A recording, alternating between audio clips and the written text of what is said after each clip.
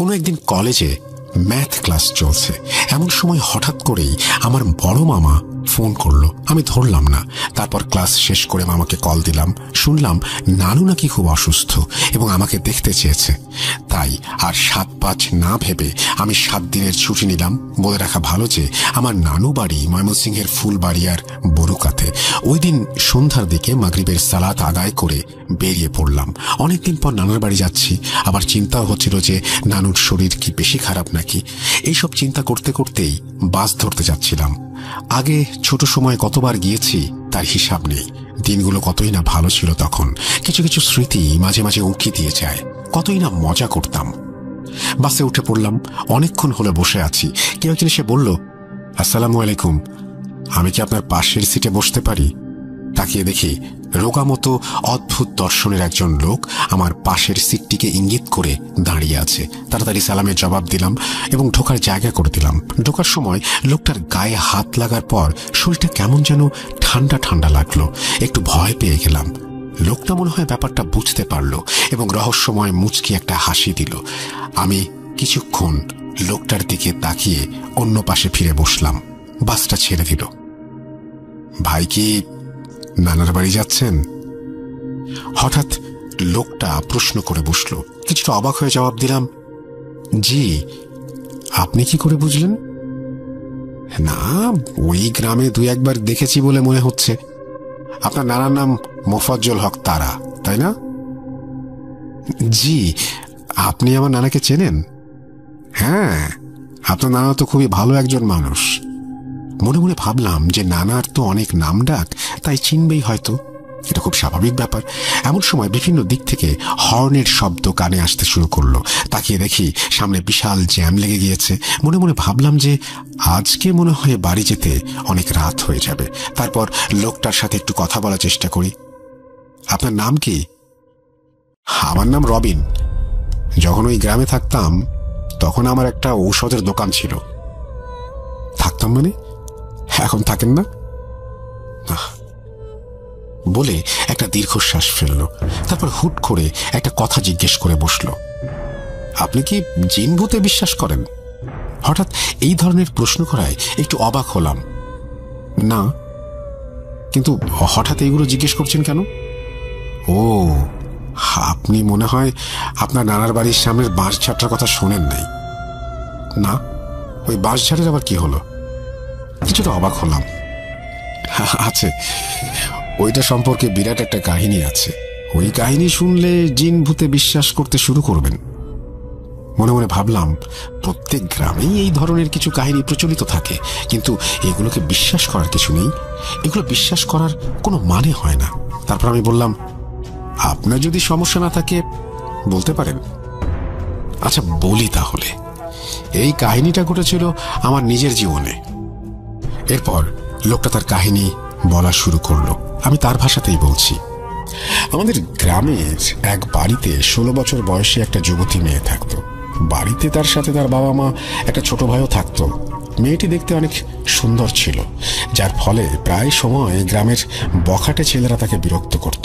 একবার অন্য গ্রাম থেকে আসা একটা ছেলে তাকে প্রেমের প্রস্তাব দিয়ে বসলো, কিন্তু মেয়েটা তার প্রেমের প্রস্তাব ফিরিয়ে দেয়, যার ফলে ছেলেটা তাকে স্কুলে যাওয়ার পথে এবং বিভিন্ন সময় দেখা হলেই বিরক্ত করত। একবার ওই ছেলেটা দল বল নিয়ে গ্রামে এসে মেয়েটাকে রাস্তা থেকে ধরে ওই বাঁশঝাড়ে নিয়ে যায়। সেখানে তারা মেয়েটাকে অনেক অত্যাচার করে। এরপর তারা মেয়েটাকে মেরে ফেলে এবং সেখানেই ফেলে রেখে চলে যায়। পরদিন ওই জায়গা থেকে মেয়েটার লাশ উদ্ধার করা হয় এবং ইমাম সাহেবের ফতোয়া অনুযায়ী জানাজা ছাড়াই কবর দেওয়া হয়। এর আগে পুলিশের লোকজন এসে দেখে যায়, কিন্তু তারা কিছুই করতে পারে না। এই ঘটনার পর মেয়েটার পরিবার ওদের বাড়িঘর ফেলে অন্য কোথাও চলে যায়। লোকটা একবারও না থেমে বলে যেতে থাকে। তখন থেকেই গ্রামের লোকজন বলা বলি করতে থাকে, ওই বাঁশঝাড়ে নাকি প্রায় সময়ই একটা মেয়েকে বসে কাঁদতে দেখে সবাই, একা একা, এবং যুবক ছেলে দেখলেই সে তাকে ধরে নিয়ে যায়। তাই লোকজন রাতের বেলা ওই রাস্তাটায় খুব একটা বেশি দরকার না পড়লে যায় না। আমার বয়স তখন খুব একটা বেশি ছিল না, তাই সবাই আমাকে ওই জায়গা দিয়ে যেতে নিষেধ করেছিল, কিন্তু আমি এসব বিষয়কে খুব একটা পাত্তা দিতাম না। এগুলোকে গুজবই মনে করতাম। তারপরও ওই জায়গা দিয়ে খুব একটা যেতাম না। এক রাতের ঘটনা এখনো পুরোপুরি মনে আছে। সে রাতে আমি দোকান বন্ধ করে বাড়ি ফিরছিলাম। ফেরার সময় ভাবলাম যে কিছু বাজার করে নিয়ে যাই।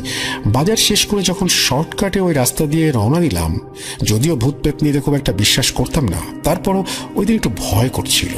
আকাশে চাঁদের আলো ছিল বলে টর্চটা জ্বালানোর প্রয়োজন বোধ করলাম না। চলার পথেই একটা কুকুর দেখতে পেলাম। কুকুরটাকে দেখে মনে হলো একটু শান্তি পেলাম। যাক, আমি ছাড়াও একটি জীবিত প্রাণী আছে। কুকুরটাও কি ভেবে আমার পিছু পিছু আসতে শুরু করলো। তখন কিছু বুঝি নাই, ভাবছিলাম কুকুরটা আমার বাজার করা জিনিসগুলো লোভেই পিছু পিছু আসছে। আর কুকুরটা সাথে আছে বলে সাহসটাও একটু বেড়ে গিয়েছিল, তাই আর পাত্তা দেয়নি। কিছু দূর যাওয়ার পর যখন বাঁশঝাড়টার কাছে আসলাম, তখন হঠাৎ করে কার যেন হাসির শব্দ কানে বাজল। এইবার একটু আগ্রহ বোধ করলাম, একটু ভয়ও লাগতে শুরু করলো। ওই রাস্তা দিয়েই তো আমাকে বাড়ি যেতে হবে। এই জায়গায় এত রাতে কে হাসাহাসি করবে ভাবতেই বুকটা একটু কেঁপে উঠল। পরক্ষণেই দেখি বাঁশঝাড়টার তলায় একটা মেয়ে বসে কান্না করছে। সাথে সাথে ভয়ে পুরো শরীর জমে গেল আমার। তখন খেয়াল হলো তাড়াতাড়ি এখান থেকে চলে যাওয়া উচিত, কিন্তু কিছুতেই পা নাড়াতে পারছিলাম না। মনে হলো কেউ যেন আটকে রেখেছে। কুকুরটা তখনও আমার পাশে দাঁড়িয়েছিল। একটু পর লক্ষ্য করলাম মেয়েটা উঠে দাঁড়ালো এবং হাতের ইশারা দিয়ে আমাকে ডাকতে শুরু করলো। অদ্ভুত একটা আকর্ষণ অনুভব করলাম। মেয়েটা হাঁটা শুরু করলো। আমি সম্মোহিত হয়ে তার পেছন পেছন হাঁটতে শুরু করলাম। আমার আগমন দেখে মেয়েটা হাঁটা শুরু করলো, আমিও একইভাবে তার পিছু পিছু হাঁটছি। হাঁটতে হাঁটতে কতদূর পর্যন্ত গিয়েছি খেয়াল নেই। আসলে কোনো দিকেই খেয়াল ছিল না, মনে হচ্ছিল আমাকে সম্মোহিত করে রেখেছে। একসময় একটা পরিত্যক্ত বাড়ির সামনে এসে মেয়েটা থামলো। এরপর আমাকে বাড়ির ভেতরে ঢোকার নির্দেশ দিল। আমি কিছুই বুঝে উঠতে পারছিলাম না। একটু একটু করে আগানোর চেষ্টা করলাম। এমন সময় দেখলাম একটা কুকুর কোথা থেকে যেন দৌড়ে এসে মেয়েটার উপরে ঝাঁপিয়ে পড়ল। সেই কুকুরটা যেটা আমার পিছু নিয়েছিল। শুরু হয়ে গেল মেয়েটা আর কুকুরটার মাঝে লড়াই। কুকুরটা মেয়েটাকে আঁচড়ে কামড়ে ছিঁড়ে ফেলতে চাইছে, মেয়েটাও সমান তালে কুকুরটাকে আঘাত করছে। ততক্ষণে কিছুটা চেতনা ফিরে আসতে শুরু করলো। লড়াইটা একসময় খুব ভয়ঙ্কর হয়ে উঠল। আমি আর সহ্য করতে পারলাম না। তখন জ্ঞান হারিয়ে ফেলি এবং সেখানেই শুয়ে পড়ি। এরপর আর কিছু মনে নেই। পরে সকাল হয়ে যখন ঘুম ভাঙল, তখন দেখলাম অনেকগুলো মুখ আমার দিকে ঝুঁকে আছে। তাড়াতাড়ি উঠে বসার চেষ্টা করলাম, কিন্তু প্রচণ্ড দুর্বলতার কারণে উঠতে পারলাম না। কি হয়েছে বোঝার চেষ্টা করতে লাগলাম। পরক্ষণেই গত রাতের কথা মনে পড়ে গেল। তারপর আস্তে আস্তে সব বুঝতে পারলাম। এরপর একটু সুস্থ হয়ে বাড়ির লোকজনদের কাছ থেকে শুনলাম 3 দিন নাকি আমাকে খুঁজে পাওয়া যাচ্ছিল না। পরে লোকজন লাগিয়ে অনেক খোঁজাখুঁজির পর ওই মেয়েটার পরিত্যক্ত বাড়ি থেকে অজ্ঞান অবস্থায় আমাকে পাওয়া যায়। এর একদিন পর সকালে আমার জ্ঞান ফিরে আসে, আর আমি ভাবছিলাম মাত্র 1 রাত ঘুমিয়েছি। এরপর থেকেই আমার মধ্যে কিছু রহস্যময় আচরণ শুরু হয়। এবার লোকটাকে মাথা দিয়ে জিজ্ঞেস করলাম, কি রহস্যময় আচরণ? লোকটা কোনো জবাব না দিয়ে রহস্যময় একটা হাসি উপহার দিল। বুঝতে পারলাম লোকটা এই বিষয় নিয়ে আর কিছু বলতে চাইছে না। আমি একবার ভাবলাম লোকটা বানিয়ে বানিয়ে আমাকে গল্প বলছে। এরপর লোকটার সাথে পুরো রাস্তায় আর কোনো কথা হয়নি। আমি বিষয়টার ব্যাখ্যা কি হতে পারে তা নিয়ে অনেকক্ষণ চিন্তা করতে লাগলাম, কিন্তু চিন্তা করেও এর কোনো ব্যাখ্যা দাঁড় করাতে পারলাম না। শেষে ভাবলাম পৃথিবীতে কত রহস্যময় ঘটনাই ঘটে, সবকিছুর ব্যাখ্যা কি পাওয়া সম্ভব? বাসটা যখন পৌঁছালো তখন রাত 11টা বেজে গিয়েছে। রাস্তায় জ্যামের কারণে বেশি দেরি হয়ে গেছে। এত রাতে একা যেতে হবে ভেবে একটু ভয় লাগছিল। তখন লোকটাকে বললাম, একসাথে চলেন। তিনি এক কথায় রাজি হয়ে গেলেন। একটু খটকা লাগলেও দুজন মিলে হাঁটা শুরু করলাম। হাঁটতে হাঁটতে খুব একটা কথা হয়নি। একসময় ওনার ওই গল্পের রাস্তা ধরে চলে আসলাম। পাশে লোকটার থাকা সত্ত্বেও ভয়টা একটু বাড়তে শুরু করলো। কিছুক্ষণ পর যখন বাঁশঝাড়টার কাছে আসলাম, তখন হঠাৎ দেখলাম খুব সুন্দর চেহারার একটা মেয়ে একটা কুপি বাতি হাতে দাঁড়িয়ে আছে। কুপির কম্পমান শিখার কারণে মেয়েটার চেহারাও কেঁপে কেঁপে উঠছে। প্রচণ্ড ভয়ে আড়ষ্ট হয়ে গেলাম। পরক্ষণে পাশে তাকিয়ে দেখি আমার সাথে লোকটা নেই। আবার বাঁশঝাড়টার দিকে তাকিয়ে দেখি মেয়েটাও হাওয়া হয়ে গেছে। ভয়ে আতঙ্কে আমার অবস্থা তখন দিশেহারা। বারবার মেয়েটির সুন্দর মুখটা চোখের সামনে ভেসে উঠতে লাগলো। তাড়াতাড়ি করে কোনো মতে পা চালিয়ে বাড়ি পৌঁছে গেলাম। নিজেকে অনেক কষ্টে শান্ত করলাম। তারপর ফ্রেশ হয়ে নানুর সাথে দেখা করলাম। দেখে ভালো লাগলো যে নানু এখন সুস্থ আছে। তারপর একে একে বাড়ির সবার সাথে হাসি মুখে দেখা সাক্ষাৎ করলাম। কিন্তু আমার মনে কি চলছে তা শুধু আমিই জানি। তারপরে নানাকে জিজ্ঞেস করার পর জানতে পারলাম রবিন নামের সেই লোকটিই নাকি মেয়েটাকে হত্যা করেছিল। একদিন ওই পথে যাওয়ার সময় রবিন রহস্যজনকভাবে হারিয়ে গিয়েছিল। এরপর থেকে তাকে আর কোথাও খুঁজে পাওয়া যায়নি এবং রবিন যে কাহিনী শোনালো তার অধিকাংশই নাকি মিথ্যা ছিল। এই কথা শোনার পর বড়সড় একটা ঢোক গিললাম। রাতে আমার ঘুম আসছিল না, কেমন যেন মাথা ব্যথা করছিল, মনে হচ্ছিল আমার জ্বর, খুব অস্থির লাগছিল। তখন দেখলাম খাটের নিচ থেকে একটা শব্দ আসছে। ভালোভাবে শুনে যা বুঝলাম এটা কারো কান্নার শব্দ। আমার আবার সেই পুরনো কথাগুলো মনে পড়ে গেল। আমার হাত পা কাঁপছিল। তখন সাহস করে নিচের দিকে তাকালাম, কিন্তু কিছুই দেখলাম না। যেই আমি উঠতে যাব তখনই আবার সেই মেয়েটাকে দেখলাম। আমি এত কিছু নিতে পারছিলাম না, সেন্সলেস হয়ে গেলাম। তার পরের দিন সকালে ঘুম ভাঙার পর দেখি আমার চারপাশে সবাই দাঁড়িয়ে আছে। আমার নানাকে জিজ্ঞেস করলাম, তোমরা সবাই এখানে কেন? নানা আমাকে বলছে, মাঝরাতে হঠাৎ করেই তোর চিৎকার শুনে আমরা সবাই দৌড়ে গিয়ে দেখি তুই অচেতন অবস্থায় বিছানায় পড়ে আছিস। তারপর অনেক ডাকাডাকি করলাম, তাও তুই উঠছিলি না। কি হয়েছিল একটু বলতো? আমি তাদের সবকিছু খুলে বললাম। তখন আমার নানারা আর রিস্ক নিতে চাইলেন না। বড় মা মসজিদের ইমাম সাহেবকে বাসায় নিয়ে আসলেন। ইমাম সাহেব আমাকে পানি পড়া দিলেন এবং 3টি তাবিজ দিলেন। 40 দিন পর্যন্ত তাবিজটি পড়ে থাকতে হবে। 11/2012 সালের মাঝামাঝি চাকরির সুবাদে আমার ফুফাতো ভাই এবং তার ছোট ভাই ইউসুফ আর ফুপা ফুপি সহ থাকতেন রাজশাহী ক্যান্টনমেন্টে। তারা যেই বাংলোতে থাকতেন সেটা ছিল 3 তলা বিশিষ্ট, বেশ পুরনো। বাইরের দেয়ালে শ্যাওলার আস্তরণ। বাড়িটির চারপাশের পরিবেশ ছিল খুবই চুপচাপ এবং মনোমুগ্ধকর। আশেপাশে তেমন কোনো বাড়ি ছিল না বললেই চলে। বাড়ির সামনে বেশ পুরনো 3টি আম গাছ, খানিকটা দূরে একটা সবুজ মাঠ, সাজানো গোছানো একটা পরিবেশ। ক্যান্টনমেন্টের পরিবেশ যেমন হয় এক কথায়।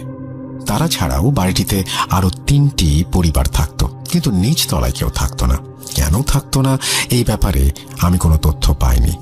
যাই হোক, একদিন আমার ফুপি দুপুরবেলা হঠাৎ বাড়ির গেট খুলতেই দোতলায় শাড়ির সামনে কালো রঙের একটা সাপ দেখতে পান। বাড়িতে সাপ আসাটা সাধারণ বিষয়, কিন্তু দোতলায় সাপ আসাটা একটু অদ্ভুত লাগলো ফুপির কাছে। ফুপি সাথে সাথে ফুপাতো ভাই শরণকে ডাক দেয়। আমার ফুপাতো ভাই এই অবস্থায় কি করবে সে জানে না, কারণ সে সাপ খুবই ভয় পায়। বাসায় সে ছাড়া আর কোনো পুরুষ মানুষ নেই যার কাছে সাহায্য চাইবে। এইসব চিন্তা করতে করতে সে রান্নাঘরে যায় লাঠি জাতীয় কিছু একটা খুঁজে নিয়ে আসার জন্য। হঠাৎ চুলার দিকে তাকিয়ে দেখল ফুপি কাপড় ধোয়ার জন্য গ্যাসে চুলায় পানি গরম করতে দিয়েছেন। পানি গরম হয়ে রীতিমতো টকবক করছে। তৎক্ষণাৎ গরম পানির পাত্রটা ভালো মতো ধরে নিয়ে গেল সাপটির কাছে। সে দেখল সাপটি চুপচাপ লেজ গুটিয়ে শুয়ে আছে, নড়াচড়া নেই। কোনো কিছু চিন্তা না করে গরম পানিটা নিয়ে সরাসরি ঢেলে দিল সাপটির গায়ে। সাপটি ছটফট করতে করতে কিছুক্ষণের মধ্যেই মারা গেল। সেদিন রাতে আমার ফুপাতো ভাইয়ের প্রচুর পরিমাণে জ্বর আসে। রাত আনুমানিক 2:30টার দিকে আমার ফুপা রাজশাহীতে একটা হসপিটালে তাকে ভর্তি করে। বেশ কিছুদিন হাসপাতালে থাকার পর সুস্থ হলে সে বাসায় আসে। এরপর থেকে শুরু হয় আসল ঘটনা। আমার ফুপি লক্ষ্য করেন তার ছেলের আচরণ কিছুটা পরিবর্তিত হয়েছে। সবসময় কেমন গম্ভীর হয়ে থাকছে, কারোর সাথে কথাবার্তা নেই, হঠাৎ হঠাৎ বাড়ি থেকে বেরিয়ে যাচ্ছে। ফুপি চিন্তা করলেন হয়তো অসুস্থতা কেটেছে, মাত্রই সুস্থ হয়েছে, তাই মানসিকভাবে হয়তো এখনো একটু দুর্বল। তাই এইসব নিয়ে তেমন একটা মাথা ঘামালেন না। কিন্তু আসল চিন্তার কারণ শুরু হলো কিছুদিন পর থেকে। আমার ফুপি লক্ষ্য করেন সে অনেক রাতে 12টা-1টার দিকে বাড়ি থেকে বের হচ্ছে। ফিরে এসে কোথায় গিয়েছিল জিজ্ঞেস করলে বলে, সিয়ামের সাথে দেখা করতে গিয়েছিলাম। আর কিছু জিজ্ঞাসা করলে কোনো উত্তর দেয় না। প্রায়শই সে এইভাবে বাইরে যেতে থাকে এবং কোথায় গিয়েছিলে জিজ্ঞেস করলে কোনো এক বন্ধুর নাম বলে। এক একদিন এক এক বন্ধুর নাম বলে। আমার ফুপি তার সব বন্ধুদের চিনতেন, কেননা তারা দীর্ঘদিন থেকে এই ক্যান্টনমেন্টে আছেন। আমার ফুপাতো ভাইও ক্যান্টনমেন্টেই একটা শিক্ষা প্রতিষ্ঠানে পড়াশোনা করতেন এবং তার বন্ধুরাও মাঝে মাঝে বাসায় আসতো। তো এত রাতে ছেলের অস্বাভাবিকভাবে এভাবে বাইরে যাওয়া আসাটা কোনোভাবেই আমার ফুপি ভালো মতো নিতে পারে না। ফুপাও অনেক বকাঝকা করে এসব নিয়ে, কিন্তু সে রীতিমতো কাউকে কোনো পাত্তা দেয় না। বলে রাখা ভালো যে ওই সময় আমার ফুপাতো ভাই সবেমাত্র কলেজে ভর্তি হয়েছে। রাত 9টা-10টায় হলেও মানা যায়, কিন্তু 12টার পর তার কোনো বন্ধু এভাবে তাকে ডাকতে আসে? কোনো উল্টাপাল্টা ছেলের পাল্লায় পড়ে মাদকের দিকে যাচ্ছে না তো? এই সব চিন্তা করছিল আমার ফুপি। আমার ফুপি তার সব বন্ধুদের একে একে জিজ্ঞাসা করে যে কেন তারা তাকে এত রাতে ডাকতে আসে। একথা শুনে সবাই অস্বীকার করে এবং তারা সবাই বলে এত রাতে তাদের বাইরে যাওয়ার কোনো সম্ভাবনাই নেই। আমার ফুপি সবকিছু ফুপাকে শেয়ার করেন এবং ঠিক করলেন রাতে তার কাছ থেকে ফোনটা নিয়ে নেবেন। যেই ভাবা সেই কাজ, ফুপা ফোন নিয়ে নেন তার কাছ থেকে। দিনে ব্যবহার করতে দিতেন, কিন্তু রাতে ফোনটা নিজের কাছে রাখতেন ফুপা। এই ভেবে যে ফোন নিয়ে রাখলে তার কোনো বন্ধু তাকে টাকার সুযোগ পাবে না। কিন্তু তারপরেও সে এভাবে রাতে বাইরে যাওয়া বন্ধ করলো না। বাধ্য হয়ে ফুপি গেটে তালা লাগিয়ে রাখতেন, কিন্তু কোথাও না কোথাও থেকে চাবি খুঁজে বের করে সে বের হতোই। একদিন ফুপা ফুপি দুজনেই চিন্তা করলেন সে আসলে কোথায় যায় এটা বের করতে হবে। তাই ফুপা ফুপি ঠিক করলেন তাকে ফলো করবেন বাসা থেকে বের হওয়ার পর। যেই ভাবা সেই কাজ, যথারীতি এভাবে একদিন বের হওয়ার পর তার পেছনে পেছনে ফুপা ফুপি দুজনেই আসেন। দূর থেকে লক্ষ্য রাখলেন সব। তারা দেখলেন মাঠের পাশে একটা আম গাছের পাশে দাঁড়িয়ে অদৃশ্য কারো সাথে কথা বলছে সে, কিন্তু দেখে এমন মনে হচ্ছে যে সেখানে আসলেই কেউ এক্সিস্ট করে। কিন্তু ফুপা ফুপু কাউকে দেখতে পেলেন না সেখানে। এই দৃশ্য দেখে তারা দুজনেই বেশ ঘাবড়ে যান। কোনো কিছু না বলে তারা বাসায় চলে আসেন। কিছুক্ষণ পর ফুপাতো ভাইও বাসায় আসে, তাকেও আর কিছু বলেন না। পরের দিন ফুপি ঠিক করলেন আজকে তালা লাগিয়ে চাবি বালিশের কাভারের ভেতরে রেখে দেবেন এবং বালিশের কাভারটা সেলাই করে দেবেন তিনি, এবং তাই করলেন। আশ্চর্যজনকভাবে সেদিনও সে তালা খুলে বাইরে যায় এবং বালিশের কাভার চেক করলে ফুপি দেখেন কোনো চাবি নেই সেখানে, চাবি তালার সাথে ঝুলছে। এর পরের দিন ফুপা ফুপি দুজনেই এক হুজুরের কাছে যান। ফুপাতো ভাইকে যাওয়ার জন্য বলা হলেও সে কোনোভাবেই যেতে রাজি হলো না। হুজুরের কাছে গিয়ে হুজুরকে পুরো ঘটনা খুলে বললে হুজুর একটা তালা নিয়ে আসতে বলেন তাদেরকে। যথারীতি তারা একটি তালাও নিয়ে আসে এবং সেটা হুজুরকে দেন তারা, এবং হুজুর দোয়া দুরুদ পড়ে সেই তালার মধ্যে কালো রঙের একটা সুতো বেঁধে দেন এবং ফুপিকে বলেন এই তালাটি যেন তিনি রাতের বেলা লাগিয়ে রাখেন। হুজুর তার ফোন নাম্বার তাদেরকে দেন এবং আশ্বস্ত করেন কোনো সমস্যা হলে তাকে জানাতে। তিনি ক্যান্টনমেন্ট জামে মসজিদে ইমামতি করতেন এবং তিনি ওই মসজিদেই রাতে থাকতেন। ফুপি এরপর থেকে এই তালা নিয়মিত লাগিয়ে রাখতেন। লক্ষ্য করলেন ছেলে আর বাইরে যাচ্ছে না, তবে মাঝে মধ্যে রুমের বারান্দায় গিয়ে কার সাথে যেন কথা বলে। তার সাথে তার ছোট ভাই ইউসুফও থাকতো একই রুমে। রাতে এভাবে কথা বলার শব্দ শুনে ছোট ভাই ইউসুফের ঘুম ভেঙে যেত এবং সে ফুপা ফুপিকে নালিশ দিত। এসব নিয়ে ফুপা ফুপি আবারও দুশ্চিন্তায় পড়ে যান। এবার ঠিক করেন তারা সবাই অর্থাৎ চারজনই এক রুমে শোবেন। যেই ভাবা সেই কাজ। একদিন রাতের ঘটনা, ফুপা ফুপি তাদের রুমের মেঝেতে তোষক বিছিয়ে শুয়ে আছেন এবং অপেক্ষা করতে থাকলেন যে যা আজকে ঘটবে তা স্বচক্ষে দেখবেন। তারা লক্ষ্য করলেন আনুমানিক রাত 1টার দিকে সে বারান্দার দরজা খুলে বারান্দায় যাচ্ছে। বারান্দায় গিয়ে ঠিক তাই করছে যা ফুপা ফুপি গতবার তাকে করতে দেখেছে। রুমের জানালা দিয়ে তারা দেখল অদৃশ্য কারো সাথে সে কথা বলছে, তবে এবার তার কথা স্পষ্ট বোঝা যাচ্ছে। তার কথোপকথন কিছুটা এরকম, কি হয়েছে? আমাকে বারবার ডাকছো কেন? হ্যাঁ যাব তো। তোমার সাথের জন কোথায় আজকে? কেন আসেনি সে? সাদা শাড়ি পরে এসো তো কাল। ফুপা ফুপি রীতিমতো অবাক এইসব শুনে। তারা দেখলো তাদের ছেলে নিজে নিজেই এইসব বলছে, কিন্তু কোনো উত্তর আসছে না। ফুপি সাথে সাথে এই শরণ কার সাথে কথা বলছিস বলে ডাক দিলে সে তৎক্ষণাৎ রুমে এসে বলে আম্মু ও এসেছিল, ওই তো ও। ফুপি বলে কে ও? সে বলে ও নিয়ে যেতে চায় আমাকে ওর সাথে। ফুপা ফুপি আয়াতুল কুরসি পড়া শুরু করেন এসব শুনে এবং তাকে বিছানায় বসান। তাকে আরো কিছু জিজ্ঞাসা করলে কিছু বলতে পারে না, ভয়ে আমতা আমতা করতে থাকে এবং ফুপা ফুপি লক্ষ্য করেন তার শরীর প্রচন্ড পরিমাণে ঘেমে আসছে এবং চোখ লাল হয়ে যাচ্ছে।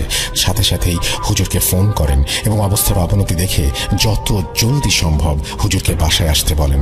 এরপর হুজুর বাসায় এসে ফুপাতো ভাইয়ের শরীরে ভর করা সেই জিনের উপস্থিতি ঘটান এবং হুজুর এক হাতের কনিষ্ঠ আঙ্গুল চেপে ধরলে সে এক মেয়ের গর্জন শুনতে পায়। আওয়াজটা কিছুটা এমন যে একটা মেয়ে প্রচন্ড রাগান্বিত অবস্থায় কিছু বলতে চাচ্ছে। হুজুর বলেন কি নাম তোর? কি চাস তুই? আবিয়া, আমি ওকে নিয়ে যেতে চাই। হুজুর বলেন কি করেছে ও? কেন নিয়ে যেতে চাস তুই?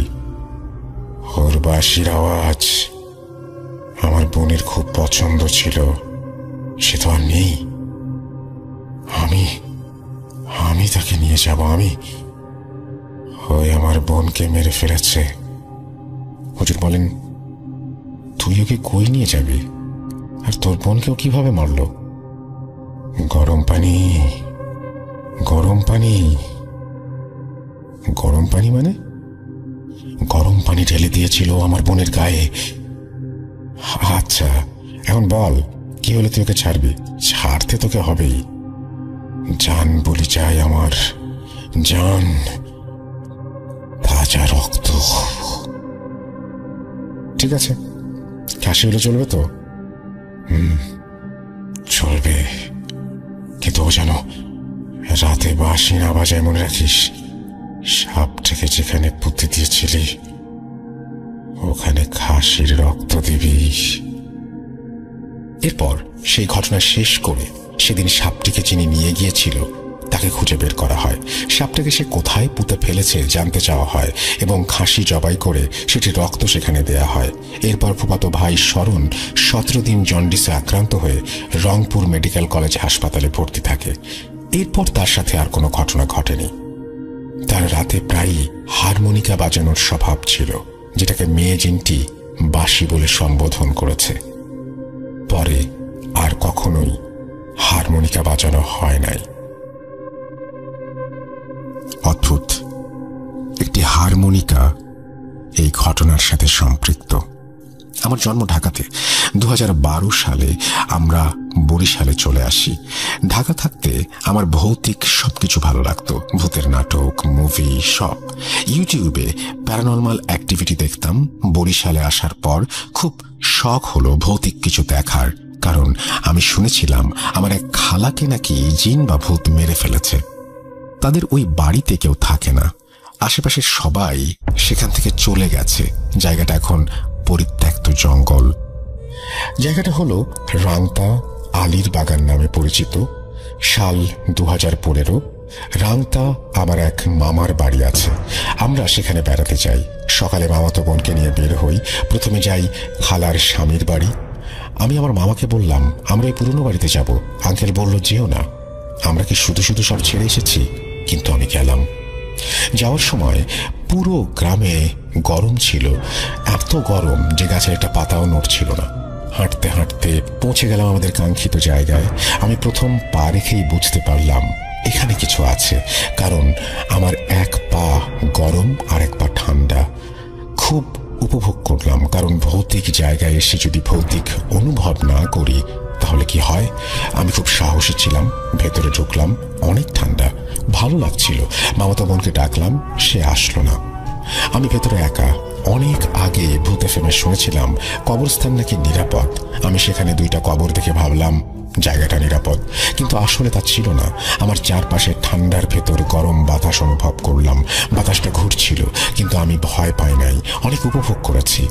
আমি আরো ভেতরে যেতে চাইলাম, কিন্তু মামাতো বোন ভয় পাওয়ার কারণে আর ভেতরে গেলাম না। কারণ আমি যেখানে দাঁড়িয়েছিলাম সেখান থেকে ওকে দেখা যেত, কিন্তু ভেতরে গেলে মামাতো বোন আমাকে দেখতে পাবে না, ভয় পাচ্ছিল। 15 মিনিট সেখানে হাঁটাহাঁটি ঘোরাঘুরি করে চলে আসে। পরদিন আমাদের বাড়িতে আমরা আসি। রাত বাজে 4টা। আমি একটা পেজের অ্যাডমিন ছিলাম। সেদিন আমরা রাত জেগে আড্ডা মেরে 4টায় ঘুমাতে গেলাম। হঠাৎ একটা সাদা আলো কৌণিকভাবে দৌড়ে এসে আমার গলা পর্যন্ত পৌঁছে। আমি ভাবলাম ফেরেশতা। খুব খুশি হলাম, একটু ভয় পেলাম না। খুশি মনে ঘুমিয়ে পড়লাম। পরের দিন বিকেলে আমার ঢাকার এক আন্টিকে ফোন দিয়ে বললাম আমি ফেরেশতা দেখেছি। আন্টি বলল, তোর মতো শয়তানের কাছে আসবে ফেরেশতা? তোর গায়ে কি কোনো বাতাস লেগেছে? আমি বললাম, লেগেছে, কিন্তু আপনি জানেন কিভাবে? উনি বলল, হায় রে, তুই কোথায় গিয়েছিলি আমাকে না বলে? ওটা ফেরেশতা না, ওটা জিন। আমি তাকে সব খুলে বললাম। উনি বললেন, জলদি কোনো হুজুরের কাছে যা, আর আয়াতুল কুরসি পারিস? না পারলে জলদি মুখস্থ কর। এরপর 15 দিন আমি যা দেখলাম তা দেখার জন্য আমি মোটেও প্রস্তুত ছিলাম না। এখন হুজুরের কাছে যাব কিভাবে? আমার কেন যেন হুজুরের কাছে যেতে, তাবিজ পড়তে ইচ্ছে করে না। আমি আয়াতুল কুরসি নামালাম, কেন যেন মুখস্থ হচ্ছে না। গ্রামে মানুষ তাড়াতাড়ি ঘুমিয়ে পড়ে, আমিও ঘুমানোর প্রস্তুতি নিলাম। রাত 9টা, লাইট অফ। আমি আমার রুমে একা, চোখ বন্ধ করলাম। হাতে তুড়ি মারলে যেমন শব্দ হয় ঠিক তেমন শব্দ আমার চোখের সামনে হলো। সাথে সাথে আমার চোখে কেউ যেন আলো মারলো। আমার চোখে আলো মারলে ঘুম হয় না, ঘুম ভেঙে যায়। আমি বারবার নিজেকে বোঝালাম যে এটা আমার মনের ভুল ধারণা। চোখ বন্ধ করলে আলো মারে, খুললে কিছু না। আমি ঘুমাতে পারছি না। আমি এক চোখ বন্ধ করে আর এক চোখ খুলে দেখলাম ঘরের ভেতরে একটা আলো দৌড়াচ্ছে। আমি লাফিয়ে উঠে লাইট জ্বালালাম, কিন্তু লাইট জ্বালালে সেই আলো আর আসে না বা দেখা যায় না। আমি সারা রাত লাইট জ্বালিয়ে জেগে বসে থাকতাম আর দিনে পরে ঘুমাতাম। সন্ধ্যা হলেই ভয় লাগতে শুরু করতো যে আলো বন্ধ করা যাবে না।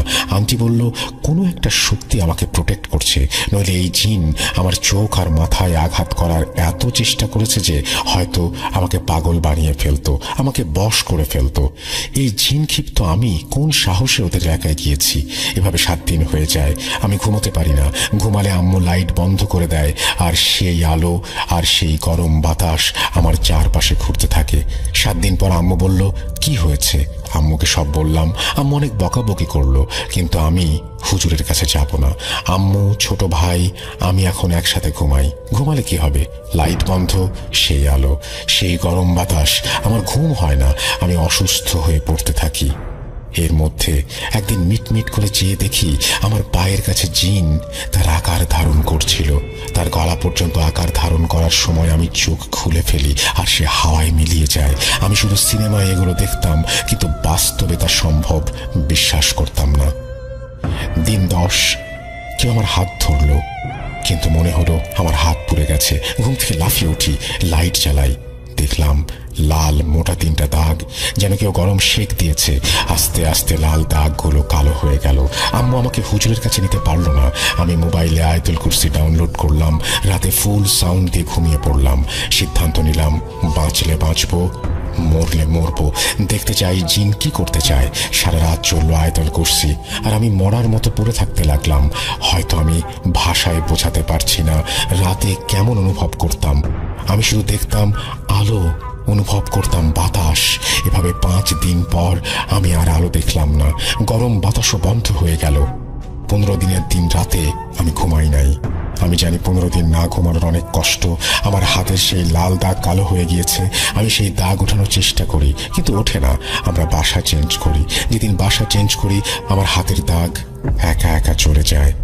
বাসায় প্রথম কয়েকদিন ঠিক ছিল, কিন্তু কিছুদিন পর প্রতিদিন রাত 12টায় ছাদে রড বাড়ি দেওয়ার শব্দ পাওয়া যেত। বাড়িওয়ালি বারবার বলেছিলেন বাড়ি বন্ধক দেয়া। আমি বললাম বাড়ি বন্ধক দেয়া হয় নাই। আমার হাতে আমার কালো দাগগুলো দেখালাম। প্রতি রাতে এরকম রড পেটানোর শব্দ। আমি আর আমার ছোট ভাই আয়াতুল কুরসি চালিয়ে ঘুমিয়ে পড়তাম, কিন্তু মাঝে মাঝে এত পরিমাণ বাঁশ পড়ার আওয়াজ হতো। আমার আব্বু ছাদে উঠে দেখত, কিন্তু ছাদে গিয়ে কিছুই পেত না। আমার ভূত দেখার স্বাদ খুব ভালোভাবেই মিটে গিয়েছিল। মাঝে মাঝে আমার সাথে এমন হতো আমি সবাইকে দেখতে পাই, শুনতে পাই, কিন্তু হাত পা নাড়তে পারি না, কথা বলতে পারি না। অনেক কষ্টে দোয়া পড়তে পারলে তখন স্বাভাবিক হই। আমি একটা স্কুলে খণ্ডকালীন শিক্ষকের চাকরি নেই। সেখানে এক হিন্দু স্যার পুরোহিত ছিলেন। আমি তাকে সব বললাম, কিন্তু আমাকে প্রতি রবিবার ঈশান কোণ থেকে বেলের শিকড় এনে হাতে পড়তে বললেন। আমি বললাম অনেকে শিকড় পড়লে হাত পুড়ে যায়। স্যার বলল বেলের শিকড়ে সমস্যা নাই।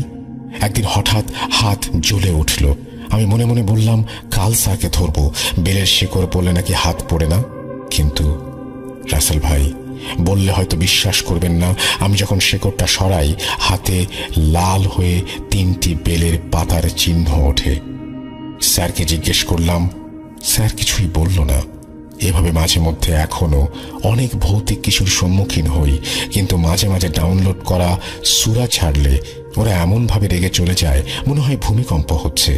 এখন আলহামদুলিল্লাহ আগের চেয়ে ভালো আছি, কিন্তু এখনো মাসে 1 বার বা বছরে 2 বার এমন কিছু দেখার সুযোগ হয়। আমি কিন্তু আর দেখতে চাই না, কারণ আমি জানি 15 দিন না ঘুমানোর কষ্ট। আমি কোন একটা কারণে আমার বড় তখন ঘুমটা ভাই। এখন বাপু তাকায় দেখে যে আমি দাঁড়াই আছি। চোখটা খুলে আমার মাথার উপরে হচ্ছে চোখটা যায়। তখন ফার্স্টে আপু হচ্ছে লাইক ফোনটা মাত্র ভাঙছে, সো ক্লিয়ার না যে এখানে কি আমি দাঁড়ায় আছি কি অন্য কেউ। তো ফার্স্ট টাইম সে ভাবছে আমি, সো সে এখন আমাকে বলতে যাবে যে আমি কেন এখানে দাঁড়ায় আছি। তো তখনই তার চোখ যায় তার পাশে খাটে, দেখে যে আমি সেখানে ঘুমাই আছি। তাহলে ওইটা কি যে আমারই মাথার উপরে দাঁড়ায় আছে। তখন আমার আপু ভালো করে খেয়াল করে যে সেটা সম্পূর্ণ টার্নিং পারসন, একটা মেয়ে অপরাধ, কিন্তু তার চোখগুলা বোঝা যাচ্ছে, চোখগুলা এই একে তো লাল আলো ছিল ঘরে, তার মধ্যে হচ্ছে আরো লাল, হচ্ছে রাগে তার চোখগুলো হচ্ছে মানে রক্তবর্ণ ধারণ করছে, চুলগুলো বড় এবং ড্রেস ডার্ক কালার ড্রেস পরা। মানে আপু এতটাই ভয় পেয়েছে যে আপু আমাকে যে পাশ থেকে ডাকবে সেটা পর্যন্ত পারতেছে না, কিন্তু আপু অনেক চেষ্টা করছে আমাকে ডাকার। আপু আমাকে ডাকছে, আমাকে আমি শুনিনি। আপু আমাকে টাচ করতে পারতেছে না, সে আপু যে বডি মুভ করে আমাকে ডাকবে বা হাত নেড়ে আমাকে ডাকবে, আমাকে টাচ করবে, এইটুকু পারতেছিল না। তখন আপু চোখ বন্ধ করে আপুর মনে যা যা ছিল সকল প্রকার দোয়া কালাম সূরা পড়া স্টার্ট করে। তো মানে যখনই পড়া স্টার্ট করবে তার ঠিক তার মুহূর্তে আপুর মনে হতো আপুর হাতে কেউ টাচ করছে, এবং সেই টাচের ফিলটা মনে হচ্ছিল ইলেকট্রিক শক খেলে আমাদের যেরকম লাগে সেরকম কোন একটা ফিলিংস। আপু যখন চোখ খোলেনি, আপু পাশ থেকে শুনতে পেলো কেউ বলতেছে যেটা আমাদের বাড়ি, তোমরা চলে যাও, এটা আমাদের বাড়ি, এখানে আমরা থাকবো, তোমরা চলে যাও, চলে যাও এখান থেকে। এটুকু বলার পরে আপু সাথে সাথে তখন দোয়া পড়া স্টার্ট করলো, যা মনে আছে আল্লাহর নামে শুরু করলো। একটু পরে আপু স্বাভাবিক লাগলো। তখন আপু উঠে ফোনের লাইট জ্বালালো। আপু সেদিন আর ঘুমাই নেই, আর ডাকেও নেই বাসায় কাউকে। তখন লাইট জ্বালায়, যখন আজান দিছে তখন আপু ঘুমার ট্রাই করছে, আর সকালে উঠে আমাদের কাহিনী বলছে। তো এটা তো কোনো আমাদের কাহিনী। এরপর আসি আমার আম্মুর সাথে দেখতে। তো আব্বুর মাঝে মাঝেই কাজের জন্য আউট অফ সাইড টাউন যাওয়া লাগতো। তো তখন আম্মু হচ্ছে একা ঘুমাতো, না হয় আমাদের কাউকে নিয়ে ঘুমাতো, আমার ছোট বোনকে এরকম। তো আম্মু হচ্ছে প্রায় দেখতো যে একটা কোনো স্ট্রাকচার যাচ্ছে। হ্যাঁ, স্ট্রাকচারটা হচ্ছে আম্মুর ঘরের পাশে একটা ব্যালকনি ছিল, ব্যালকনির দরজাটা মাঝে মাঝে খোলা রাখতো, যদি এসি না থাকতো দরজাটা খোলা রাখতো। তখন স্ট্রাকচারটা ওই ব্যালকনির দরজা দিয়ে ঢুকতেছে, যে হচ্ছে ঘরের মধ্যে ঘোরাফেরা করতেছে। তো আম্মু হচ্ছে তখন ভয়ে চোখ বন্ধ করে ফেলে দোয়া কালাম যা যা মনে হতো, তো একদমই চোখ খুলতো না। হয়তো যেন চোখ খুলে কি দেখে ফেলত। কিন্তু আম্মু যেটা দেখে একদিন, যে আম্মু হচ্ছে ডায়াবেটিস আছে, আম্মু সময় যাওয়া লাগে বারবার। তো এরকম সময় চোখ খুলছে, চোখ খুলে যেটা দেখে যে তার সামনে একটা কিছু দাঁড়ায় আছে, বাইরে থেকে হালকা হালকা আলো যেটা দেখা যাচ্ছে, মানে কোনো কিছু বোঝা যাচ্ছে না, বোঝা যাচ্ছে বডি স্ট্রাকচার দাঁড়ায় আছে, কিন্তু তার দাঁতগুলা ভাঙা ভাঙা, চোখগুলা মানে নাই বলা চলে। হ্যাঁ, মাথার চুল নেই বা আরো কিছু চুল আছে এরকম। তো এটা দেখে আম্মু মানে তখন মানে আম্মু ভয়ে কি ঘুমাই গেছে, কি আম্মু সেন্সলেস হয়ে গেছে, আম্মু নিজেও জানে না। এটা আম্মু আমাদের বলেনি ফার্স্টে, আমরা যদি ভয় পাই। এটা তো আম্মুর কাহিনী গেল। তো এইগুলা শোনার পরে আমি খালি আল্লাহর কাছে প্রে করছি যে আমি যেন কোনো সময় আমার চোখে যেন আমারগুলো দেখা না লাগে, খালি এই দোয়াটাই করতাম।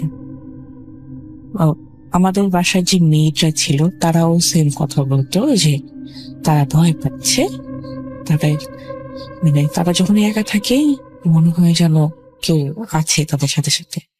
তো এরকম ছোট ছোট কিছু কাহিনী বলি মেয়েদের। তো আমাদের রান্নাঘরটা অনেক বড় ছিল, একটা লাইটে কভার হতো না পুরোটা। তো পিছনের দিকে যেটা লাইট ছিল ওইখানে না সবাই ভয় পেত, ওইখানটাতেই মনে হতো যে কেউটা আছে। ইভেন ওইখানে যে লাইটই দেওয়া হোক না কেন, যতবারই লাইট চেঞ্জ করা হোক না কেন, লাইটটা নষ্ট হয়ে যেত। ইলেকট্রিশিয়ান ডেকে ডেকে ঠিক করা দেখা হয়েছে যে কি কোন সমস্যা আছে, কোনো সমস্যা খুঁজে পেত না, কিন্তু ওইখানে লাইট থাকতো। আমাদের এক মেয়ের হচ্ছে একবার বলছে যে ওয়াশরুম থেকে মনে হয় কি ওয়াশরুমের আপনার প্যানের ভিতর থেকে মনে হচ্ছে যে বাচ্চা কান্নার সাউন্ড আসতেছে, এরকম হঠাৎ হচ্ছে এরকম মনে হয়। ইভেন সে এটা স্বপ্নেও দেখছে। হ্যাঁ, বাসায় যে সেটা বাসায় স্বপ্নেও দেখছে। এখন আম্মু বলছে যে তুমি হয়তো ভয় পাইছো, হয়তো স্বপ্নটাকে বাস্তব মনে করে তুমি সেটা ভাবতেছো। তো আমরা সেটাকে কতটা পাত্তা দিইনি। একদিন কি হয়, বাসায় কেউ নাই, আম্মু আর আমার ছোট বোন বাদে আমরা সবাই স্টাডি পারপাসে বাইরে। আব্বু নেই, মেয়েরা তখন ছিল না। আম্মু হচ্ছে ওয়াশরুমে গেছে, আর ডাইনিং রুমের একটা ডোর দিয়ে হচ্ছে আপনার কিচেনে যেতে হয়, আর ওই ডোরের সাথেই হচ্ছে আপনার বেসিন আছে। তো আমার ছোট বোন হচ্ছে ব্রেকফাস্ট করে হাত ধোয়ার জন্য গেছে বেসিনের ওখানে। যে সে দেখে তার চোখ যায় হচ্ছে সেই রান্নাঘরের পিছন দিকে। মনে হলো যে কেউ একটা মানে সে ভয় হচ্ছে ডিসক্রাইব ভালো মতো করতে পারতেছিল না, যে একটা সে মানে ওর মাথায় চুল নেই। এখন ওটা কি কোনো বেবির মাথা নাকি কোনো কিছু সে বুঝতে পারেনি। সে হচ্ছে একটু ভাঁজ হয়ে বসে ওকে ডাকতেছে, হাত নাড়ায় নাড়ায় ডাকতেছে। এটা দেখে ও হচ্ছে, যদিও ছোট, কিন্তু সে কোনো মতো এখান থেকে যে সোজা চলে গেছে ড্রয়িং রুমে যে সে টিভি দেখা স্টার্ট করছে। সেখানে সে বুঝতেছে সে কি করবে, হয়তো ওর মাথায় কিছু আসে না, ওর কি এখন ভয় পাওয়া উচিত, চিল্লাপাল্লা করা উচিত। এখন তারপরে আম্মু বের হলো, আম্মুকে তখন কিছু কিছু বলে নাই, কারণ ওর হচ্ছে ওর ডে শিফটে পড়তো, ওর ডে শিফটে তখন এক্সাম ছিল। এখন যদি কিছু বলে ওই ওর মাথাটাকে টোটাল আউট করে দিছে। পরে যে হচ্ছে এটা বুঝছে যে এরকম কাহিনী হয়েছে। ওকে, তো এইগুলো তো হচ্ছে গেল আমাদের সাথে কি কি ঘটছে, আমার সাথে আরো অনেক কিছু ঘটছে। এখন আমি হচ্ছে টোটাল বিল্ডিং এর কাহিনীতে আসি। এখন বিল্ডিং এ আমরা যখন মানে বললাম যে ইমার্জেন্সিতে আমরা আসি, তখন বিল্ডিংটা ইনকমপ্লিট ছিল। তো আমরাও আসার আগে বিল্ডিং এ যখন কাজ চলতেছিল, তো তখন দারোয়ান ছিল। তো দারোয়ানটা আপনার সারাখানে রাত্রে স্টে করতো। একদিনও উঠে হচ্ছে ওয়াশরুমে যাওয়ার জন্য। তো যেখানে তো বললাম যে বিল্ডিংটা তখন আন্ডার কনস্ট্রাকশন, তো তখন ওই গ্যারেজে প্রপার ভাবে দেয়ালগুলো দেয়া ছিল না, তো বাইরে থেকে দেখা যেত। ও দেখে ওকে একটা মহিলা ডাকতেছে, সাদা শাড়ি পরা, সাদা শাড়ি লাল পাড়, সিঁদুর দেওয়া, সে খুব সুন্দর করে তাকে ডাকতেছে। ওটা দেখে ও ইনস্ট্যান্ট জ্ঞান হারায় ফেলে। সকালে যখন ওর জ্ঞান ফেরে তখন ও দেখে ওইখানেই গেছে। এটাও কয়েকজনকে বলে, বলার পরে ওটা তখন কেউ বিশ্বাস করে না, হাসাহাসি করে যে হ্যাঁ তুমি কি দেখছো, এই সে, তুমি ভালো করে কাজ করো, ঘুমাও না, কি করো না খাও, নিশ্চয়ই কিছু উল্টাপাল্টা খাইছো, এরকম বলে। তো এরপরে সে তখন একা একা থাকতো না, তারপর যে আমি রাত্রে একা একা থাকবো না এত বড় বাসায়, নয় আমাকে এখানে কাউকে আমার সাথে রাখেন, না হয় আমি যে বাসায় যাও। তো এরপরে ডিটেলস কি হয়েছে আমার ঠিক জানা নেই যে ওরকম কিভাবে ছিল। তো এখন বিল্ডিং হওয়ার পরের কাহিনী বলি। বিল্ডিং হওয়ার পরে আরো মানুষজন আসলো। তো আমি এখন বলি আমাদের ঠিক নিচে ওনাদের কথা বলতেছি। তো একদিন কি হলো, আমাদের ওই বাড়িওয়ালা, আমরা যে নানা নানি বলতাম, তারা গরমকাল সবাই এসি ছেড়ে সেজন্য ডোর টোর সব ক্লোজ করা সবার। তখন রাত, তখন প্রায় 2টা-2:30 বাজে। তার ছেলে আর ছেলের ওয়াইফ থাকতো আরেকটু দূরে, আরেকটু রুমে থাকতো। তারাও সবাই যার যার মতো দরজা আটকে নিয়ে। এখন হঠাৎ দরজায় সাউন্ড, জোরে জোরে, বেশ জোরে জোরে নক করে করে, বাবা দরজা খোলেন, বাবা দরজা খোলেন। তো সবাই বেশ সারপ্রাইজ, মানে সবাই বলতে হচ্ছে ওই রুমে যে শুয়েছিলাম, বললাম যে বাড়ি নানিটা। তারাও বললো যে এত রাতে ডাকতেছে, এখন নিশ্চয়ই কোনো দরকার পড়ছে না, এত রাতে ডাকার কথা না। ভালো কথা, উঠলেন, উঠে হচ্ছে বললেন যে বাবা তুমি একটু আস্তে করবো না, ইনস্ট্যান্ট মানে কন্টিনিউয়াসলি দরজা না করেই যাচ্ছেন, বাবা দরজা খোলেন, মানে জোরে জোরে দরজা হচ্ছে আপনার সাউন্ড করে করে। এখন মানে যখনও মনে করেন খুলবে, মানে আপনার লক খোলা হয়ে গেছে, সিটকিনি খোলা হয়ে গেছে, খুলে যখন খুলছে মানে লক খোলা হয়ে গেছে, তখনও সে শুনতেছে যে বাইরে থেকে নকের সাউন্ড এবং তার গলার সাউন্ড। কিন্তু যখনই সে খুলছে দরজাটা ফুললি, দেখে বাইরে কেউ নেই। এখন কারো পক্ষে 1-2 সেকেন্ডে, তো 1-2 সেকেন্ডও না, মানে যতদূর লাগছে আর কি, 1-2 সেকেন্ড এরকম হবে, মানে ওখান থেকে ভ্যানিশ হয়ে যাওয়া। তাও হচ্ছে বড় করিডোর পার হয়ে, ওখানে আশেপাশে কোনো দরজাও নেই, কিছু নেই। হ্যাঁ, আর একটা বাচ্চা মানুষটা যে দৌড় দিবে, কোনো সাউন্ড হবে না, কিছু না, একজন বড় ইয়াং মানুষ সে। এখন সে তখনও কিছু ভাবে নাই, ইনস্ট্যান্ট সে ভাবছে কি হলো। সে হচ্ছে তার ছেলের দরজায়, রুমের সামনে যায়, যে দেখে তার ছেলের দরজা আটকানো, এবং সে তখন নক করে তার ছেলের দরজায়। নক করার বেশ কিছুক্ষণ পরে তার ছেলে দরজা খুলেছে, কি বাবা কি হয়েছে, এত রাত্রে কি হলো? তো বললো যে তুমি কি আমার ঘরে আসছিলা? বললো না বাবা, আমি তো ওখানে ঘুমাইছিলাম, তুমি কিভাবে আসবো বলেন? তো মানে যদি সে মানে ধরেন আসলে সে নক করছে, কিন্তু তার পক্ষে কিভাবে এরকম 2-3 সেকেন্ড অত বড় একটা করিডোর পার হয়ে আসা, আবার ঘরে দরজার কোনো সাউন্ড না করে, দৌড়ানোর কোনো সাউন্ড না করে। আপনি যদি মনে করেন দরজা খুলেও সে যদি দৌড়ায়, তাও তাকে দেখা যাবে কত বড় করিডোর, যে তখন সে যাবে।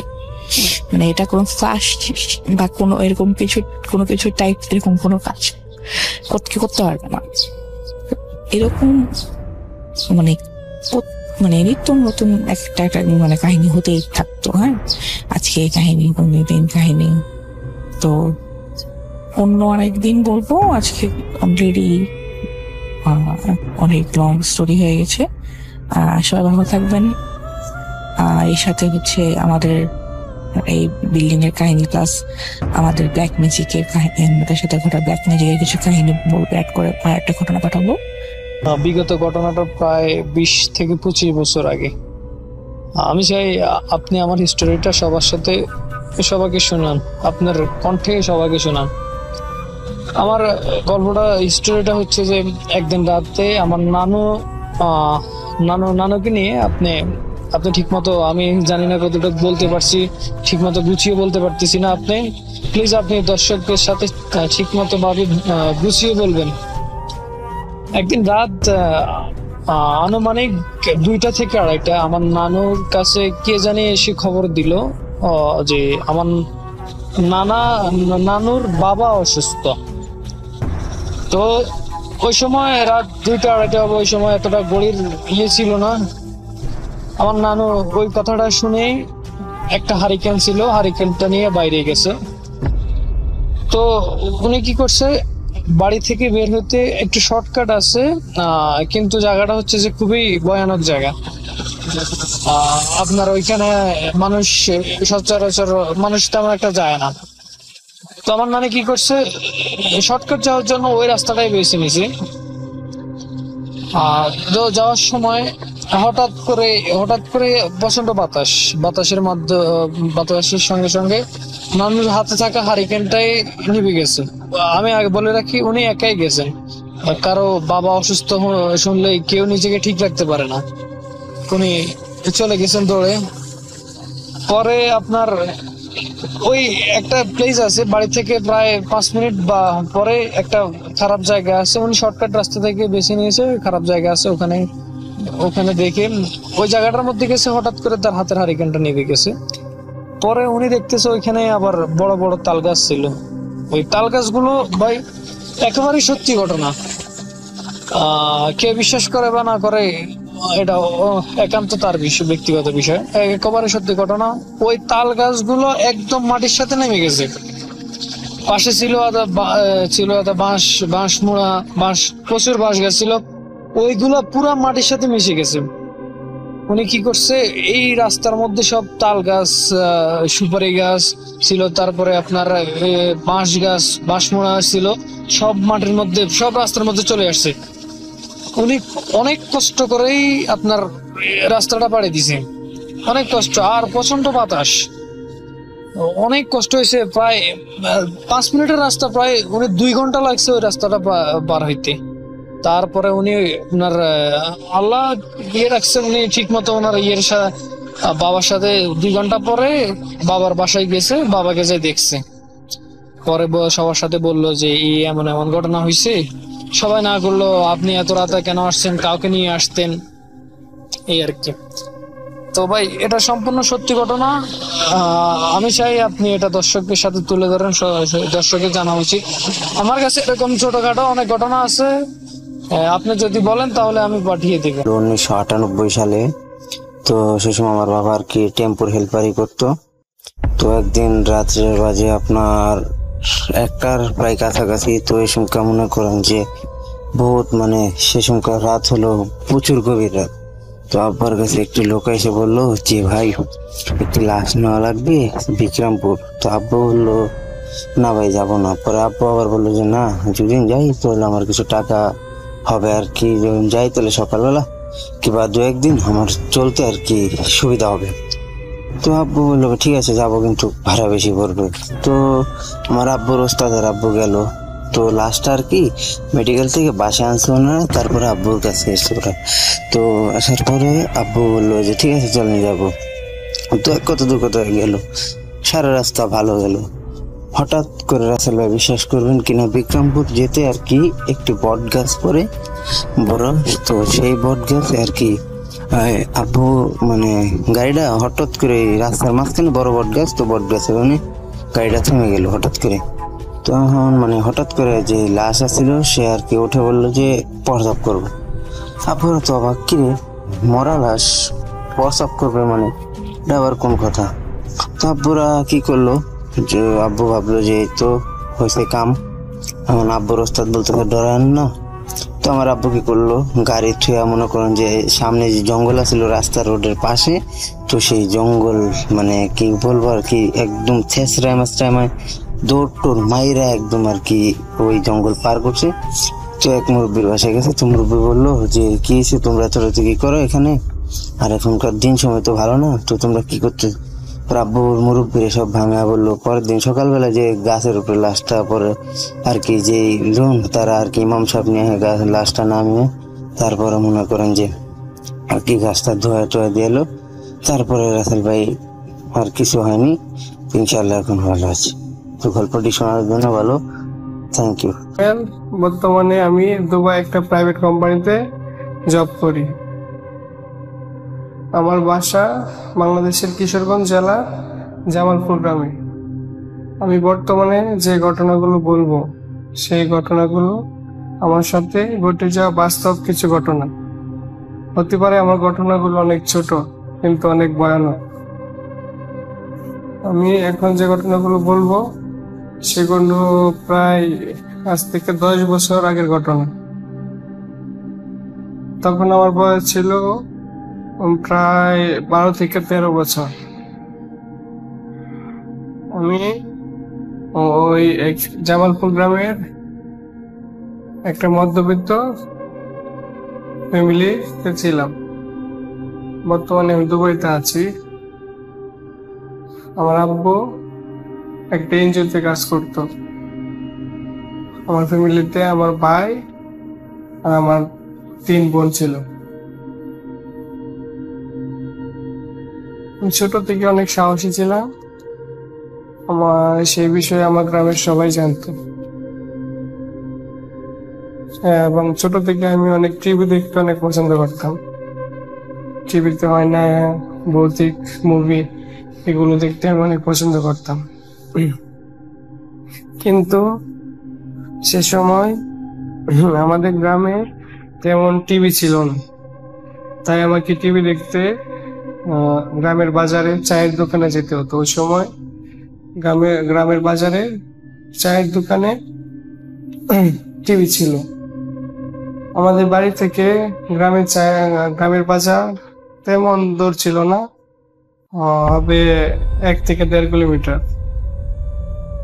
আমি টিভি দেখতে পছন্দ করতাম, তাই গ্রামের বাজারে গিয়ে টিভি দেখতাম। কিন্তু এ বিষয়ে আমার আম্মু আব্বু পছন্দ করতো না, সব সময় বকাবাজি করতো এবং এমনকি আমাকে মারতো। তাও আমি টিভি দেখতে যেতাম।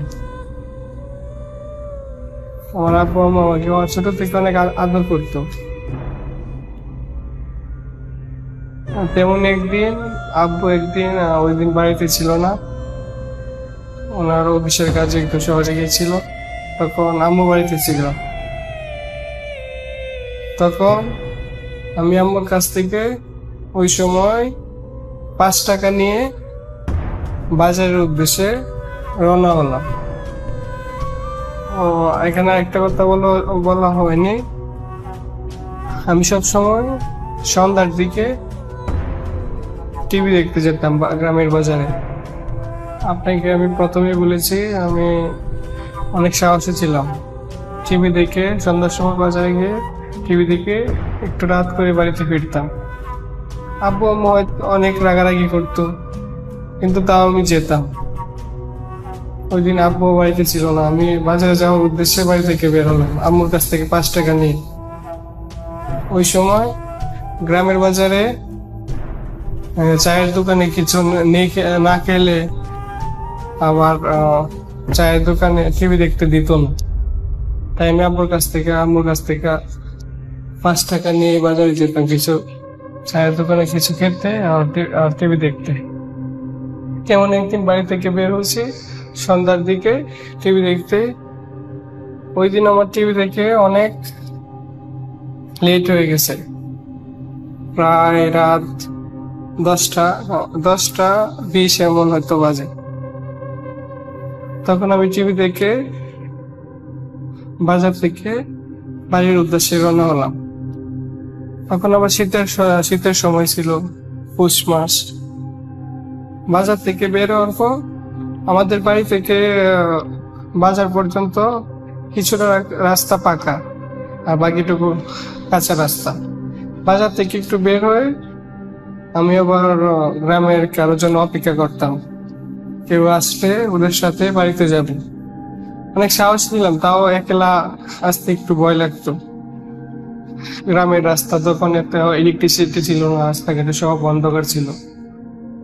তারপর আমি কারোর জন্য অপেক্ষা করছিলাম, কেউ আসবে, গ্রামে কেউ আসবে, ওদের সাথে বাড়িতে যাব। তখন ওই দিন কেউ আসছিল না, ওই সময় আমরা তো অনেকক্ষণ অপেক্ষা করছিলাম, তখন কেউ আর আসছিল না। তারপর হঠাৎ করে একটা মোটরসাইকেল আসলো, তারপর আমি ভাবলাম মোটরসাইকেলের পিছনে পিছনে যাব, দৌড়ে দৌড়ে যাব। এবং মোটরসাইকেল পিছনে দুজন লোক ছিল আর একজন মোটরসাইকেল ড্রাইভ করছিল। তখন উনি আবার আমাকে দেখেনি, আমি ওদের পিছনে দৌড়াতে দৌড়াতে গিয়ে যেতে থাকলাম। আপনাকে প্রথমেই বলছি ওই সময় কেউ আসছিল না, অনেকক্ষণ অপেক্ষা করছি। তারপর একটা মোটরসাইকেল আসছে, আমি মোটরসাইকেলের পিছনে দৌড়ে দৌড়ে যেতে থাকলাম। তখন প্রায় 10 মিনিট দৌড়ানোর পর আমি অনেকটা ক্লান্ত হয়ে গেলাম। তখন মোটরসাইকেল চলে গেল। তখন আমার অনেক ভয় ভয় লাগছিল, এখন কিভাবে যাব। বাড়ির প্রায় কাছাকাছি এসে পড়ছিলাম, তারপর আমার ভয় লাগছিল।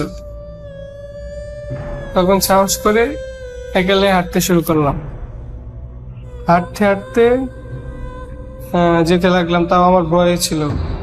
আমার কাছে লাগছিল কেউ আমার পিছনে আসছে, এমন সাউন্ড লাগছিল।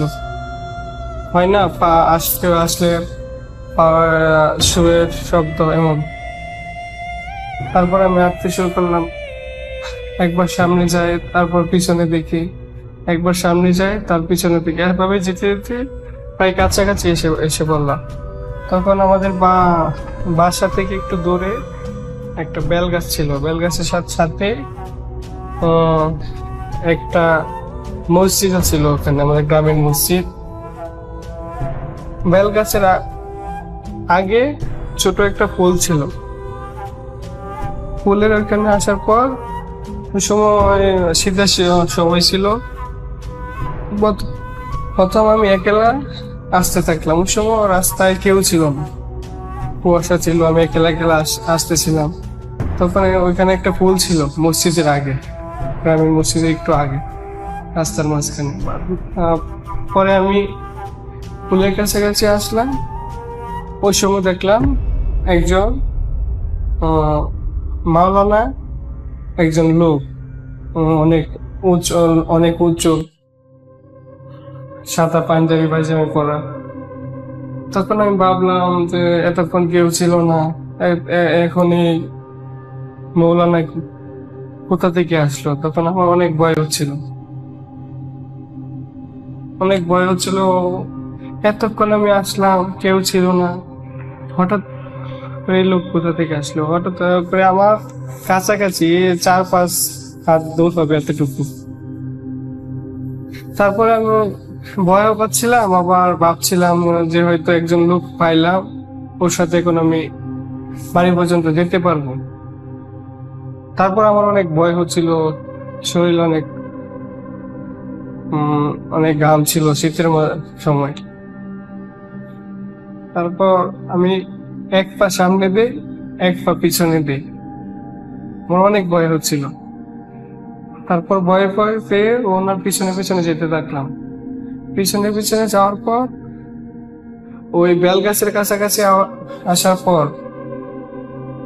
হঠাৎ করে মসজিদে যখন বারান্দায় লাইট থাকতো আর কি, তারপর মসজিদের সামনে আসার পর হঠাৎ করে লাইট জ্বলে উঠলো, কারেন্ট আসলো। আগে কারেন্ট ছিল না। কারেন্ট আসার পর যখন পুরোটা আলোকিত হওয়ার পর হঠাৎ করে দেখি ও লোকটা নাই, যার পিছনে পিছনে আমি আসছিলাম। হঠাৎ করে দেখি লোকটা উধাও হয়ে গেছে। তখন তো আমি অনেক ভয় পাইলাম, আমার শরীরে সব লোম দাঁড়ায় গেছে। তখন ওই সময় আমি ছোট সময় লুঙ্গি পরতাম, লুঙ্গি উঠে এক দৌড় দিলাম বাড়ির উদ্দেশ্যে। তখন আমাদের বাড়ি আবার চারদিক থেকে টিনের বেড়া ছিল, গেট লক ছিল আর কি, টিনের গেট। ওইখানে গিয়ে আম্মু বলে চিৎকার করতে থাকলাম। আম্মু গেট খুলে আমাকে বাড়িতে নিয়ে গেল। তারপর ওই দিন গরম পানি দিয়ে আমাকে গোসল করাইলো। ওই দিন তো থেকে 3 দিন মাছ খাইনি। তারপর আমার অনেক জ্বর আসছিল, 2-3 দিন আমার অনেক জ্বর আসছিল, বাড়ি থেকে বের হতে পারিনি। এরপর থেকে আমি যেখানে যেতাম অনেক ভয় পেতাম। আমার কাছে লাগতো আমার পিছন পিছন কেউ আসছে, এমন লাগতো। আমার সাইডে কেউ, আমার এক সাইডে আমার কেউ দেখছে, এমন লাগতো। আমার সবসময় ভয় লাগতো, কিন্তু আমি কাউকে দেখতাম না। এর কিছুদিন পরে আমার একজন বন্ধু ছিল আর কি, ও আর আমি গ্রামের সুপারি গাছ থেকে লোকজনকে সুপারি পেরে দিতাম আর কি। ছোট সময় আব্বু পয়সা দিত, তারপর আমিও মানুষের গাছ থেকে সুপারি পেরে দিতাম আমার বন্ধুর সাথে। তারপর ওরা কিছু সুপারি দিত, তারপর আমি আমার বন্ধু একদিন অনেক গাছ থেকে সুপারি পেরে দিচ্ছি, অনেক লোকজন দরকে। পরে অনেকগুলো সুপারি হয়েছে। আমরা আবার সুপারি পেরে দিয়ে সন্ধ্যার টাইম সময়, হাটের দিন, গ্রামের হাটের বা সময়, সন্ধ্যার সময় বাজারে এনে বিক্রি করতাম। ওই দিন আমার অনেক দেরি হয়ে গেছে, অনেক সুপারি ছিল, অনেক সুপারি আবার গমতে হতো কতটুকু সুপারি হয়েছে। ওই দিন আবার একটু দেরি হয়ে গেছিল। তারপর আমিও সাহসী ছিলাম, আর বন্ধু অনেক সাহসী ছিল। ও আর আমি তখন রাত প্রায় 9টা বাজে। তখন বর্ষাকাল ছিল না, তারপর দিনের অনেক মেঘ ছিল, আকাশে অনেক মেঘ ছিল। তেমন রাস্তাঘাটে তেমন লোকজন ছিল না। রাস্তা থেকে অনেক লোক দিনের বেলায় রাস্তা থেকে আছে না জমিন, বন আছে না অনেক, যেখানে মানুষ ধান রোপণ করে, এগুলো আবার কেটে ফেলছে। গ্রামের ক্ষেতের মাছ দিয়ে রাস্তা আছে, মানে দিনের বেলায় গ্রামের ক্ষেতের মাছ দিয়ে অনেক মানুষ বাজারে যেত। ওদিকে একটু সময় কম লাগতো, রাস্তা দিয়ে যেতে সময় বেশি লাগতো, তাই ধান ক্ষেতের মাছ দিয়ে অনেক লোক যেত। তারপর আমি আর আমার বন্ধু ওই রাতের বেলায় ও সাহসী ছিল, আমিও সাহসী ছিলাম। একটু তাড়াতাড়ি বাজারে যাওয়ার জন্য ও গ্রামের ধান ক্ষেতের মাছ দিয়ে যেতে থাকলাম। এখানে একটা কথা বলা হয়নি, ওই যেখান দিয়ে আমি আমার বন্ধু যেতে থাকলাম, ওখানে যাওয়ার পথে ধান ক্ষেতের মাঝে একটা কলা বাগান ছিল, ছোট একটা কলা বাগান ছিল। কলা বাগান পার হয়ে একটা বড় একটা বাঁশঝাড়ের মতো ছিল। ওইখানে আবার অনেক বছর আগে একটা বাড়ি ছিল, বাড়ির একজন মহিলা রাত্রে, মানে ওদের টয়লেট ছিল ওই জঙ্গলের কাছাকাছি, বাড়িও ছিল জঙ্গলের কাছাকাছি, বাজারের কাছাকাছি। উনি আবার একদিন ও টয়লেটে যাচ্ছিল, তারপর ওনাকে নাকি জেনে বর করছিল, জেনে আবার ওনাকে মেরে ফেলছিল। মেরে আবার ওখানে টয়লেটের ভিতরে উল্টা করে রাখছিল। ওনার মাথা ছিল নিচে, পা উপরে ছিল, এভাবে রেখে দিয়েছিল। সেটা আবার প্রথমে আমি আমার বন্ধু জানতাম না, পরে আমার আম্মু বলছে আর কি আমার। তারপর আমি আমার বন্ধু যেতে থাকলাম। ওইখানে ওই বাঁশঝাড়ের কাছাকাছি একটা কলা বাগান ছিল। কলা বাগানের কাছে যাওয়ার পর প্রথমে আমি দেখলাম, মানে কিভাবে বলবো, আমি এখন বলতেছি এখনই আমার গায়ের লোম দাঁড়িয়ে যেতেছে। তারপর প্রথমে আমি দেখলাম ছোট করে একজন মানুষের মতো, মানুষের আকৃতি না, অনেক কালো, ভয়ানক, অনেক লোমের মতো আর কি ছিল শরীরে, কালো কালো ছোট, হাইটে একবারে ছোট, অনেক কালো কালো, বিশ্রী চেহারা, অনেক ছোট সময় তো তেমন আমি বুঝতাম না। চোখগুলো ছিল একেবারে হলুদ হলুদ, আর কিছু নয়, হলুদ এমন লাগছিল। আমার বন্ধু আবার আমাকে বলছিল এগুলো হয়তো বা কলা পাতার থাকে না, হলুদ হলুদ দাগ, ও বলছিল কলা গাছের পাতা হয়তো বা এমন হয়েছে। আমিও ভাবছিলাম যে হয়তো বা হইতে পারে। তারা আমার একটু সাহস বেঁচে ছিল। তারপর আমি সামনে গিয়ে দেখার জন্য একটু সামনে গেলাম, শিওর হওয়ার জন্য এটা কি হতে পারে, কলা পাতা হয়তো বা কি। বাদবে সামনে যাওয়ার পর এটা আবার নড়াচড়া করছে। বাদবে পরে আমি বুঝতে পারলাম এটা কলা পাতা না, এটা অন্য কিছু। তারপর ওই সময় আমি রাস্তা দিয়ে একটা ট্রাক যাচ্ছিল, ট্রাকের লাইট আবার আমাদের দিকে আসছিল, সামনের ফোকাস লাইট। ট্রাক যখন গ্রামের রাস্তার মোড় ঘোরাচ্ছিল তখন লাইট আবার আমাদের দিকে আসছিল। লাইট আসার কারণে লাইট সিধা আমার দিকে আসলো। তখন আর ওখানে কিছু ছিল না। তখন আমি আমার বন্ধু অনেক ভয় পেয়ে তাড়াতাড়ি আসতে শুরু করলাম, পিছনে আসতে শুরু করলাম। পিছনে আসার পর হঠাৎ করে আমার শরীর একেবারে অবশ হয়ে গেছে, অনেক ক্লান্ত লাগতেছে, আমি উঠতে পারছিলাম না কিছুটা আসার পর। তখন আমার বন্ধু আমাকে এভাবে কাঁধে কাঁধে হাত রেখে বাড়িতে দিয়ে গেল, আমার আম্মুকে সবকিছু বললো। পরে অনেকদিন আবার বলছিল, অসুস্থ ছিলাম, অনেক জ্বর আসছিল। তারপর আমি অনেক ভয় পেতাম, রাস্তা দিয়ে গেলে অনেক ভয় লাগতো আমার সবসময়। এর মাঝে তারপর ওই দিন সকালে আমি আমার বন্ধু ওই কলা বাগানে গিয়েছিলাম যাচাই করার জন্য, ওখানে কোনো কিছু ছিল কিনা, কোনো কলা গাছ। তখন গিয়ে দেখলাম ওইখানে কিছুই ছিল না, কলা গাছ কিছু ছিল না, অনেক বড় বড় কলা গাছ ছিল। তার মাঝে কলা পাতার মাঝে কোনো দাগ কিছু ছিল না। এর বেড়া একটা গেট আছে, গেটের সামনে আসছি। পরে আমাদের বাড়ির সামনে আবার বাস যাচ্ছিল, ঘন ঘন বাস যাচ্ছিল। বাস যাওয়ার সামনে দেখলাম হঠাৎ আগুন আছেন, আগুনের আগুন বলতে গ্রামের বাড়িতে ওই সময় কুপি বাতি ছিল না, কুপি বাতির অল্প একটা আগুন। ও বাস যার অনেক বাতাস ছিল না, তারপরও বাজার গুলোর পাতাগুলো অনেক নড়ছিল। আমি হয়তো ভাবছি বাতাস আসছিল তাই।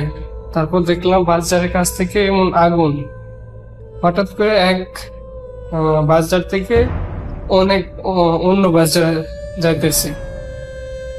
তখন আমি ভাবলাম আগুন এভাবে কেমনে যাইতেছে, কেউ নাই। তখন আমি আম্মুকে অনেক জোরে চিৎকার করে থাকলাম, গেটে ধাক্কা দিয়ে দেখলাম যে গেটে অনেক সাউন্ড হলো, টিনের গেট। পরে আম্মু উঠে আসলো, আমাকে বাড়িতে নিয়ে গেল। তারপর আমি অনেক ভয় পেতাম। তারপরে প্রায় আবার কিছুদিন পরে, তখন তেমন একটা রাত ছিল না, তখন আমি বাজারে তেমন রাত করতাম না, ভয় পেতাম। আমার বন্ধু আবার বাজারে গেলাম একদিন, টিভি দেখে আসলাম। ওই দিন আম্মু আবার বলছিল গ্রামের হাটের বাজার থেকে কিছু মাছ নিয়ে আসতে। তখন আম্মু বলছিল একটু তাড়াতাড়ি আসবা, সন্ধ্যার আগে বাড়িতে আসবা, মাগরিবের আজানের আগে। তখন আমার একটু দেরি হয়ে গেছিল টিভি দেখতে গিয়ে। আমি আমার বন্ধু আসছিলাম, তখন গ্রামের আসার পথে একটা পুকুর ছিল। পুকুর পাড়ে আসার পরে আমি আমার বন্ধু দেখলাম একটা বিড়াল। পুকুর পাড়ে আসার পর আমি আমার বন্ধু দেখলাম একটা বিড়াল, ছোট একটা বিড়াল। আমাদের সাথে আবার মাছ ছিল। আম্মা আবার বলছিল বাজার থেকে মাছ নিয়ে আসতে। আমি আমার বন্ধুর সাথে মাছ আসছিল। তখন দেখলাম একটা বিড়াল আমাদের দিকে আসছিল। বিড়ালের চোখগুলো অনেক লাল, আমাদের দিকে আসছিল মাছ নিয়ে যাওয়ার জন্য। আমাদের দিকে অনেক অনেক অনেক রেগে আসছিল, চোখগুলো অনেক লাল, অনেক ভয়ানক ছিল। বিড়াল অনেক ছোট ছিল কিন্তু অনেক ভয়ানক ছিল। আমাদের এদিকে আসছিল, আমি এবং আমার বন্ধু দুজনই অনেক ভয় পেলাম। ছোট এক বিড়াল তো ভয়ানক কিভাবে হতে পারে? চোখগুলো অনেক লাল, অনেক সাউন্ড করছিল। তারপর আমি আমার বন্ধু আবার ভয় পেলে অনেক সাহস ছিলাম,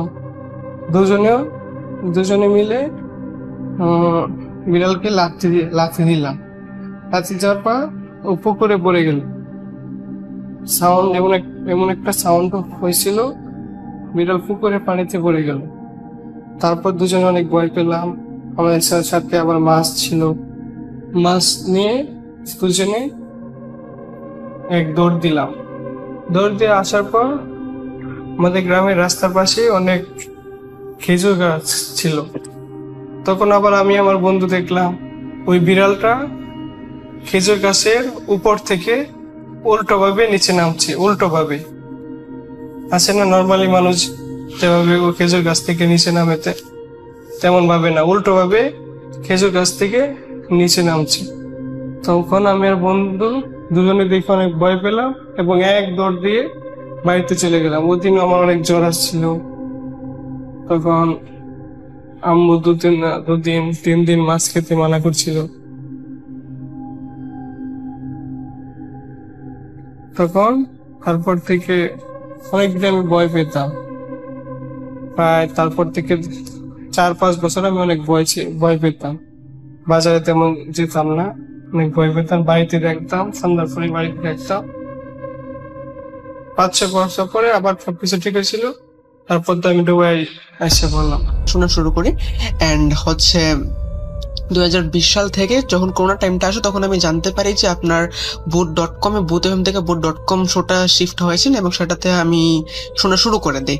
এবং যে আগের সবগুলো এপিসোড আমি এখনো শুনতেছি, এখনো আমি কমপ্লিট করি নাই, কারণ আমি হচ্ছে জানতে পারছি 2020 সালে করোনার শেষের দিকে যে আপনি boot.com শোটা শুরু করছেন।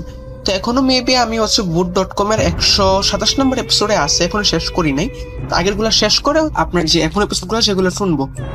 সো আমি হচ্ছে 2018 সাল থেকে ভূত শুনি, সেটি একটা কথা। অ্যান্ড আমার সাথে কিছুদিন আগে একটা ঘটনা ঘটে গিয়েছে এবং আমি চাচ্ছি সেটা শেয়ার করতে আপনার সাথে। সো অনেকটা কথাই বলে ফেলছি, তো আশা করি আগানো যাক। তো আমি হচ্ছে ব্রাহ্মণবাড়িয়া জেলার কোনো একটা উপজেলার কোনো একটা গ্রামে থাকি। অ্যান্ড আমার বয়স হচ্ছে 17+। এখন হচ্ছে 2023 সালের সেপ্টেম্বর মাস, কালকে পড়বে, আজকে 31 আগস্ট। অক্টোবর মাসে আমার হচ্ছে জন্মদিন, 18+ হবে আমার বয়স। তো আমি হচ্ছে সদ্য এসএসসি পাস করেছি 2023 সালে, ব্যাচের A+ পেয়েছি আলহামদুলিল্লাহ। তো আমার হচ্ছে যে ঘটনাটা ঘটছে, মূল ঘটনায় ফিরে যায়। মূল ঘটনাটা হচ্ছে যে আমার হচ্ছে ছোটবেলা থেকে একটা অভ্যাস আছে। অভ্যাসটা হচ্ছে কবরস্থানে গেলে আমার হচ্ছে মুড ভালো হয়ে যায়। মানে যদি আমার মুড খারাপ থাকে তাহলে হচ্ছে কবরস্থানে গেলে আমার মুড ভালো হয়ে যায়, বাট আমার তেমন ভয় করে না। রাত্রে যদি 1টার পরেও যায় তারপর আমার তেমন ভয় করে না, মানে মনের মধ্যে ভয় জিনিসটা কাজ করে না আমার প্রতি, সেই জন্য আমি তেমন ভয় পাই না। উল্টো আমার কবরস্থানে গেলে একটা শান্তি কাজ করে মনের মধ্যে। তো আমি হচ্ছে ছোটবেলা থেকেই অনেক আগ্রহী ছিলাম এইটাতে। অ্যান্ড এক সময় এটাতে আমার ভয় কাজ করে না এবং কবরস্থানে গেলে আমি একটা আলাদা শান্তি পাই। তো আসল যে কাহিনীটা সেটা হচ্ছে যে আমি হচ্ছে মন খারাপ হলে কবরস্থানে যাই, এন্ড বিশেষ করে রাত্রে যাওয়ার ট্রাই করি। রাত্রে গেলে আমার কবরস্থানে একটা শান্তি মিলে আলাদা। তো একদিন, মানে আমি তো প্রত্যেক দিন, মানে সপ্তাহে 1 থেকে 2 দিনই যাই হচ্ছে আপনার কবরস্থানের মধ্যে, ভালো লাগে। এই কারণে রাত্রে হচ্ছে মাঝে মাঝে গিয়ে কোরআন তেলাওয়াত করি, যে ওইখানে যাওয়াটা হলো মনে শান্তি মিললো, এবং হচ্ছে মাঝে মাঝে কবরবাসীদের জন্য দোয়াও করি। মানে এক কাজে 2 কাজ হয়ে যায়, শান্তিও মিলে প্লাস হচ্ছে দোয়াও করে আসে তাদের জন্য। তো আমি যখন এই তো কয়েকদিন আগে বললে ভুল হবে, এই তো হবে 10-15 দিন হবে। তো এটা হচ্ছে আপনার আমার হঠাৎ করে একদিন মন খারাপ হয় প্রচুর, একটি সঙ্গত কারণে মন খারাপ হয়। ও হ্যাঁ, আপনাকে বলতে গেছি, একটি সঙ্গতের কারণে আমি হচ্ছে আমার নামটা হাইড রাখছি, নামটা বলতে চাচ্ছি না, আমি কোথায় থাকি সেটাও বলতে চাচ্ছি না, আমি আমার যাবতীয় ইনফরমেশন দিতে চাচ্ছি না একটি কারণে। তো আমি আমার কথা কন্টিনিউ করি। তো আমি ওই দিন হচ্ছে সমস্যার কারণে বা মন খারাপ বা বোরিং ফিল হওয়া বা মুড অফের কারণে আমি হচ্ছে সেই দিন রাতে এশার নামাজের পরে, এশার নামাজ জামাতটা শেষ করার পরে হচ্ছে সেইখানে যাই। তো যাওয়ার পরে আমি হচ্ছে মাঝে মাঝে মসজিদ থেকে কোরআন নিয়ে যাইতাম। কোরআন থাকে মসজিদের মধ্যে, ছোট ইয়ার মধ্যে কোরআন থাকে পড়ার জন্য। ছোট্ট একটা কোরআন নিয়ে গেছিলাম ওই দিন মুড অফ ছিল। তো ওইখানে থাকার পরে হচ্ছে একটু হাঁটাফেরা করি, কবরস্থানের আশেপাশে হাঁটি। তারপর হচ্ছে মাঝে মাঝে একটু ভিতরে যে কবরস্থানটা কিন্তু অনেক বড় ছিল, আর কবরস্থানটা এমন একটা জায়গায় ছিল সেখানে তেমন মানে ধরতে গেলে নির্জন ছিল, তেমন হচ্ছে মানুষের আসা যাওয়া হতো না। একদম বলতে গেলে একদম খুব কমই মানুষের আসা যাওয়া হয়। ধরুন যে 24 ঘন্টায় মাত্র 10-12 জন হাঁটা যাওয়ার যায় এদিক দিয়ে, শর্টকাট রাস্তা বলে। এমনিতে আসা যাওয়া করে না, আর গাড়ির কথা তো বাদই দিলাম। আর উল্টা আমার এই জায়গাটা ভালো লাগে, মনে তেমন ভয় কাজ করে না। তো মাঝে মাঝে আসলে নামাজের পর গেলে কোরআন তেলাওয়াত করে ওখানে বসে বসে 1টা পর্যন্ত মাঝে মাঝে থাকি, তারপর বাসায় চলে আসি। আমার ফ্যামিলি তেমন কিছু বলে না, যেহেতু ফ্যামিলি থেকে জানে যে আমি হালকা সাহসী আছে, তেমন ভয় করে না আমার। তো তারা তেমন জিনিসটাকে পাত্তা দেয় না বা চিন্তা করে না আমার জন্য। তো আমি হচ্ছে কোরআন তেলাওয়াত করি। 8টা বাজে, সরি 8টা না 8:30 দিকে জামাত শেষ হয় আমার। আমি 9টার দিকে কবরস্থানে যাই। তো যাওয়ার পরে যা নর্মালি যে কাজটা করি, ফার্স্ট একটু হাঁটাহাঁটি করি। তারপর মুডটা যখন একটু ভালোর দিকে আসে 10টার দিকে, তখন আমি হচ্ছে সূরা বাকারা পড়া শুরু করে দিই। আমি হচ্ছে যখন ক্লাস 6-এ কি 7-এ পড়ি, তখন হচ্ছে আমার কোরআন যত শুদ্ধ করে ফেলি। কোরআন আমি কোনো হাফেজ নই বা কোরআন করে মুখস্থ করিনি, জাস্ট কোরআন শুদ্ধ করছি পড়া। তো আমি ভালো কোরআন তেলাওয়াত করতে পারি আলহামদুলিল্লাহ। তো আমি হচ্ছে সূরা বাকারা খুলে হচ্ছে তিলাওয়াত করা শুরু করি। আর ওই দিন হচ্ছে চাঁদের আলো ছিল, ওই দিন জ্যোৎস্না রাত ছিল, চাঁদের আলো ছিল, যার কারণে পরিষ্কার আমি কোরআন পড়তে পারতেছিলাম, চাঁদের আলোয় একদম পরিষ্কার দেখা যাচ্ছিল। তো আমি হচ্ছে কোরআন তেলাওয়াত করতে থাকি আর হচ্ছে কবরস্থানের ভিতরে যেতে থাকি। এন্ড হচ্ছে তাদের মন থেকে দোয়া নিতে হচ্ছে বা দোয়া দিতে হচ্ছে, দোয়া করতে করতে মন থেকে একটা আলাদা একটা হ্যাপিনেস কাজ করা শুরু করে তাদের জন্য দোয়া করার কারণে। এন্ড আমি সুন্দর করে কোরআন তেলাওয়াত করতে পারতেছিলাম। তো আমি কোরআন তেলাওয়াত করতেছি আর হচ্ছে কবরস্থানের মধ্যে হাঁটতেছি। আমি এই তো কত ঘন্টা, 1.5 ঘন্টা যাবত আমি কোরআন তেলাওয়াত করছি। এত ভালো লাগতেছিল আমার মুডটা। তো এক সময় আমি খেয়াল করি যে আমি কবরস্থান অনেক ভিতরে চলে গেছি। আস্তে আস্তে কবরস্থানটা অনেক বড় ছিল, তো কবরস্থানে অনেক ভিতরে চলে গেছি আমি। এন্ড হঠাৎ করে হচ্ছে আমার কোরআন তেলাওয়াতটা প্রায় শেষ করবো এমনটা আমি শুনি যে আমার কোরআন তো রিপিট হচ্ছে। এটা এমন জায়গা না যেখানে হচ্ছে আমার প্রতিদিনই শোনা যাবে এটা, বা ধরেন আমি যদি কোনো একটা পাহাড়ে যাই তখন তো হচ্ছে জুড়ে চিৎকার দিলে বা কথা বললে সেটা প্রতিদিনই শোনা যায়। বাট এটাতে এমন কোনো জায়গা নেই যার কারণে হচ্ছে প্রতিদিনই শোনা যাবে। তা আমি হচ্ছে কোরআন তেলাওয়াত করতেছি সুন্দর মতো, বাট এটা শুনলাম যে রিপিট আসতেছে এবং সেম আমার কণ্ঠে, আর সেম যেন আরেকটা আমি কোরআন তেলাওয়াত করতেছি পিছন থেকে সেম। ধরেন যে আমি একটা লাইন তেলাওয়াত করলাম, এই লাইনটা ঠিক 0.2 সেকেন্ড বা 3 সেকেন্ড পরে এই লাইনটাই রিপিট হচ্ছে, সেম আমার কণ্ঠ। তো রিপিট হলে কিন্তু বারবার রিপিট হয়। যেমন ধরেন আমি হচ্ছে পাহাড়ের কাছে গিয়ে একটা চিৎকার দিলাম, সেটা হচ্ছে 4-5 বার রিপিট হতেই থাকবে, তারপর আস্তে আস্তে থেমে যাবে। বাট এটা এরকম না, প্রতিধ্বনিটা এরকম যে আমি একটা লাইন তেলাওয়াত করার 0.2 সেকেন্ড বা 3 সেকেন্ড পরে সেটা রিপিট হয়, জাস্ট একবারে বেশি শোনা যায় না, এরকম একটা রিপিট। তো করতে থাকি। পরে হঠাৎ করে আমি যখন খেয়াল করি তখন আস্তে আস্তে আমার পরে সাউন্ডটা কমিয়ে দিই। তারপর দেখি যে ওই দিক দিকেও আমার পড়াশোনা আস্তে আস্তে কমে আসতেছে, বাট আমি যখন থেমে যাই ওইটাও থেমে যায়, যখন তিলাওয়াত করি ওটাও তিলাওয়াত করে। তো আমি হচ্ছে আস্তে আস্তে কোরআন তেলাওয়াতের সাউন্ডটা কমে দিই, যাতে আমি খেয়াল করতে পারি যে আসলে সাউন্ডটা কোথা থেকে আসতেছে। তো আমি কোরআন তেলাওয়াত করতে থাকি আর হচ্ছে সামনে যেতে থাকি। এক পর্যায়ে যেই জায়গা থেকে সাউন্ডটা আসতেছিল, রিপিট হচ্ছিল, সেই জায়গা থেকে আমি দাঁড়ায় যাই। মানে আমার সাথে থেকে আওয়াজ আসতেছে, বাট আমি কিছু দেখতেছি না যে আওয়াজটা কোত্থেকে আসতেছে। তখন আমি খোঁজার চেষ্টা করি, কোরআন তেলাওয়াত করতে আসে, কোরআন তেলাওয়াত মুখ থেকে আমার চলতেছে, থামতেছে না। একবার এক লাইন দেখতেছি পড়তেছি এরকম ভাবে তিলাওয়াত করতেছে। আমি আওয়াজটা কোথা থেকে আসছে সেটা আমি বুঝতে পারতেছি না। তখন আমি কি করব, আমি হচ্ছে মানে খোঁজার চেষ্টা করতে করতে হচ্ছে বৃদ্ধ চাচার লোকের কাছে যাই। মানে বৃদ্ধ চাচার যে একটা কবর আছে, ওই কবরের কাছে যাই আমি।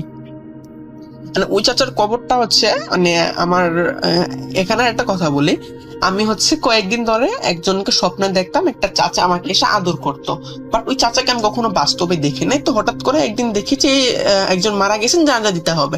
তো ওইখানে গিয়ে থেকে সেখানে ওই চাচার চেহারা, ওই চাচাকে আমি বাস্তবে কোনো দেখি নাই, ফার্স্ট টাইম দেখছি। মানে স্বপ্ন তো প্রতিদিনই দেখতাম, প্রতিদিন বলতে সপ্তাহে 1-2 বার দেখতাম মেবি, স্বপ্ন তো দেখতামই, বাট বাস্তব রিয়েল লাইফে কখনো আমি দেখি নাই উনি ওই চাচাকে। বাট বাস্তবে ফার্স্ট টাইম যখন দেখছি তখন তার জানাজা পড়ার জন্য আমি গেছিলাম, তখন ওনাকে আমি চিনতে পারছি যে আরে আমি তো এই লোকটি স্বপ্নে দেখছিলাম।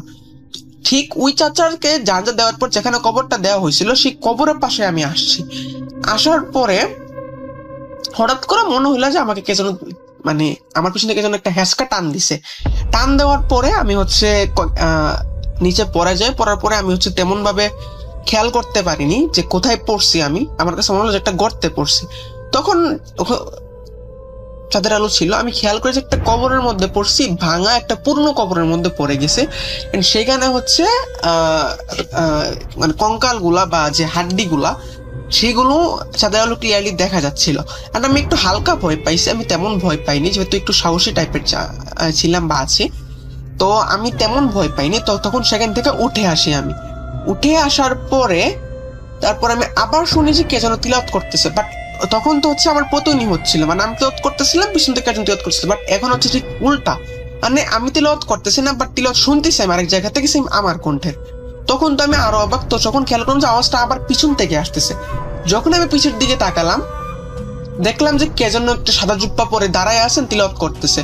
যখন আমি ওনার কাছে যাব তখন হঠাৎ করে আমার খেয়াল করি যে আমি কবরের মধ্যে আছি, এন্ড আমি যেই জায়গাতে পড়ছিলাম এই জায়গার মধ্যে আছি, এন্ড আমি এতক্ষণ একটা ঘুরের মধ্যে বা স্বপ্নের মধ্যে ছিলাম, যেটা মানে আনবিলিভেবল যে আমি এই জায়গাতে পড়ছি। সেটা আমি স্বপ্নে কিভাবে দেখলাম যে আমি এই জায়গাতে পড়ছি? আমি তো জাগলামই মাত্র, বা ঘুর থেকে বা স্বপ্ন থেকে উঠলামই মাত্রই দেখলাম যে আমি হাড্ডি দেখতে পাচ্ছি চাঁদের আলো। বাট এটা আমি স্বপ্নে আগে কিভাবে দেখলাম? আমি তো পরে অজ্ঞান হয়ে গেছিলাম। আমার তো জানার কথা না যে আমি কোথায় পড়ছি, আমার তো মাত্র জানার কথা যে আমি এখন পড়ছি, এখন আমি এই জায়গায় পড়ছি, বাট আমি এটা স্বপ্নে কিভাবে দেখলাম? আচ্ছা, পাই দাও, এইটা গেল। তখন আমি হচ্ছে উঠলাম, ওঠার পর থেকে আমি দেখলাম যে সেম সেম কাহিনী, মানে স্বপ্ন যেটা করছে এটি আবার রিপিট হচ্ছে। আমি ওই কবর থেকে উঠার পরে যে পিছে কার যেন আওয়াজ পাচ্ছি যে কোরআন তেলাওয়াত করছে, তো পিছে তাকায় দেখি যে সেই একই কথা, স্বপ্ন যেটা দেখছি সেইটাই, একজন জুব্বা পুরোহিত লোক, তিনি হচ্ছে কোরআন তেলাওয়াত করতেছেন। তখন আমি হচ্ছে সেদিকে যাইতে থাকি। যাওয়ার পরে আমি প্রায় কাছে যাব, তখন আমার কাছে একটা সুগন্ধি ভাসতেছিল, সুগন্ধি টাইপের কিছু একটা ভাসতেছিল আমার কাছে। মানে আমার যতদূর মনে আছে এই কবর আশেপাশে কোনো বাগান নাই বা ফুলের কোনো আনাগোনাও নাই, আর যে ফুলগুলা থাকে সেগুলা থেকে সুগন্ধি যুক্ত ফুল না, সেগুলা তেমন সুগন্ধি আসে না, বাট এখানে অনেক সুগন্ধি আসতেছিল, ফুলের সুগন্ধি। কোন ফুল সেটা আমি বলতে পারি না, বাট সুগন্ধি যুক্ত ফুলের আভাস আসতেছিল। তখন আমি সেইখানে যাই, যাওয়ার পরে ওনাকে জাস্ট আমি হাতটা দিছি, ওনার খাদে হাত রাখছি পিছন থেকে, যে আপনি এত রাতে এখানে কি করতেছেন জিজ্ঞেস করতে যাবো। তখন উনি এদিকে আমার দিকে ফিরছে, তখন দেখি যে ভিতরে কিছু নাই, মানে কাপড়টা মানে এরকম মনে হচ্ছে যে আমি একটা কাপড় পরেছি, জুব্বা পরে আছি। তো আমার দিকে তাকালো তো আমার চেহারা দেখা যাবে, যে কাপড়ের ভিতর দিয়ে আমার হাতের মুষ্টিটা দেখা যাবে, তারপর হচ্ছে পায়জামার নিচে আমার দুটা পায়ের আঙ্গুল সম, পায়ের যে নিচের জায়গাটা সেটা দেখা যাবে। বাট সেই জায়গাগুলো অদৃশ্য, মানে মনে হচ্ছে কোনো একটা অদৃশ্য জিনিস পাঞ্জাবি পরে আছে। এন্ড সেটা দেখে তো আমি পুরাই ভয় পাইছি, এন্ড আমি হচ্ছে সেইখানে সেন্সলেস হয়ে যায় কিনা আমি বলতে পারি না, বাট আমার তখন তো কিছু মনে নেই, মেবি সেন্সলেস হয়ে গেছিলাম। তো আমি হচ্ছে আমি 5 ওয়াক্ত নামাজ পড়তাম মসজিদে, তো একটা আঙ্কেল ছিল যিনি হচ্ছে আমাকে প্রতিদিন দেখতেন নামাজ পড়তে এবং আমার সাথে যেতেন। তো ওই আঙ্কেল হচ্ছে সকালে ফজর নামাজ পড়তে যাওয়ার সময় আমাকে সেইখানে হচ্ছে কবরস্থানের পাশে দেখতে পায় উনি। মানে আমি হচ্ছে কবরস্থানের ভিতর চলে গেছিলাম অনেকটা, বাট তিলাওয়াত শুনতে হচ্ছে কবরস্থানের যে দরজাটা আছে, বেরোর দরজা, ওইটার কাছাকাছি পর্যায়ে আসি, এতটাও কাছাকাছি না, কাছাকাছি এমন কাছাকাছি পর্যায়ে আসি যে ওই রাস্তা দিয়ে যাওয়ার সময় যে কেউ দেখতে পাবে ওই জায়গাটা, এতটা মানে ডিস্টেন্সে আসি আমি। তো আমি তো সেন্সলেস হয়ে গেছি। তো ওই চাচা হচ্ছে সকালে ওনার হচ্ছে ঘুম থেকে উঠতে দেরি হয়ে গেছিল, তো আমাদের মেবি আর 5 থেকে 6 মিনিট বাকি ছিল। তো এখন আসল রাস্তা দিয়ে যেতে গেলে তো একটু টাইম লাগবে, তো উনি শর্ট রাস্তাটা বেছে নেন, শর্ট রাস্তা দিয়ে উনি জামাতে যাবেন। তখন জামাতে যাওয়ার সময় উনি হচ্ছে আমাকে সকালে দেখতে পান, সেখানে দেখতে পাওয়ার পর উনি দুপুরে হকচকে যে আমি এখন কি করতেছি, প্লাস আমি সেন্সলেস অবস্থা এখানে পড়ে আছি। পরে উনি হচ্ছে দেখেন যে আমার মাথায় হালকা চোট লেগে আছে, মেবি আমি নিচে পড়ার সময় বা পড়তে যাওয়ার সময় যেভাবে হোক মাথায় আমি আঘাত পাইছে, মাথা থেকে হালকা রক্ত পড়তেছে, কয়েকটা ফোঁটা রক্তের মতো দেখা যাচ্ছে, যেটা হচ্ছে লেগে গেছে বা শুকিয়ে গেছে, আমার কপালে লেগে আছে। পরে উনি তো হালকা হকচকায়া যান। পরে হচ্ছে উনি আমাকে হচ্ছে নামাজটা শেষ করে উনি হচ্ছে আমাকে নিয়ে একটা নিকটস্থ হাসপাতালে যান, যেটা হচ্ছে সকাল সকাল খোলা পাওয়া যায় বা খোলা থাকে। ওইখানে একটা হাসপাতালে, ছোট একটা হাসপাতাল বলতে ভুল হবে, একটা ফার্মেসি টাইপের আর কি, জাস্ট একটা ছোট মোটো একটা চেম্বার টাইপের। তো এখানে উনি আমাকে নিয়ে যান। তারপর হচ্ছে ওইখানে আমি তখনও সেন্সলেসই হয়েছিলাম, সেন্স আসেনি আমার। তখন হচ্ছে উনি আমার পরিবারকে খবর দেন, আমার পরিবার আসে। পরিবার আসার পরে হচ্ছে আমাকে জিজ্ঞাসা করে যে কি হয়েছে তোমার, তোমার আসলে ব্যাপারটা কি, তুমি কালকে রাতে যে এশার নামাজ পড়তে গেছিলে এখন আসো নাই। এখানে হচ্ছে মানে খেয়াল করার বিষয় কি, আমি হচ্ছে কথা বলতে পারতেছিলাম না ওই সময়, যে মানে তাদেরকে দেখতেছি, তাদের কথা শুনতেছি, বাট মুখ দিয়ে কথা বলতে চাইতেছি, বাট কথা বলতে পারতেছি না। এমন অনেকটা হয় না যে ঘুমানোর পর অনেককে বুবা জিন ধরে আমরা আমাদের মুখ থেকে কথা বলতে চাইলেও কথা বেরো না, চিৎকার দিতে চাইলেও চিৎকার বেরো না, এরকম টাইপ অবস্থা হয়ে গেছে। তখন ডাক্তার এসে বলেন যে ও হয়তো বা বেশি ভয় পাচ্ছে বা কিছু একটা দেখছে, যার কারণে ও এখন কথা বলতে পারতেছে না, বা এখন কথা বলার সিচুয়েশনটা পাতেছে না, ওর ব্রেন কাজ করতেছে না তেমন কথা বলার জন্য। তো সে হচ্ছে কয়েক ঘন্টার মধ্যে ঠিক হয়ে যাবে, আপনারা একটু সাথে তার সাথে থাকেন।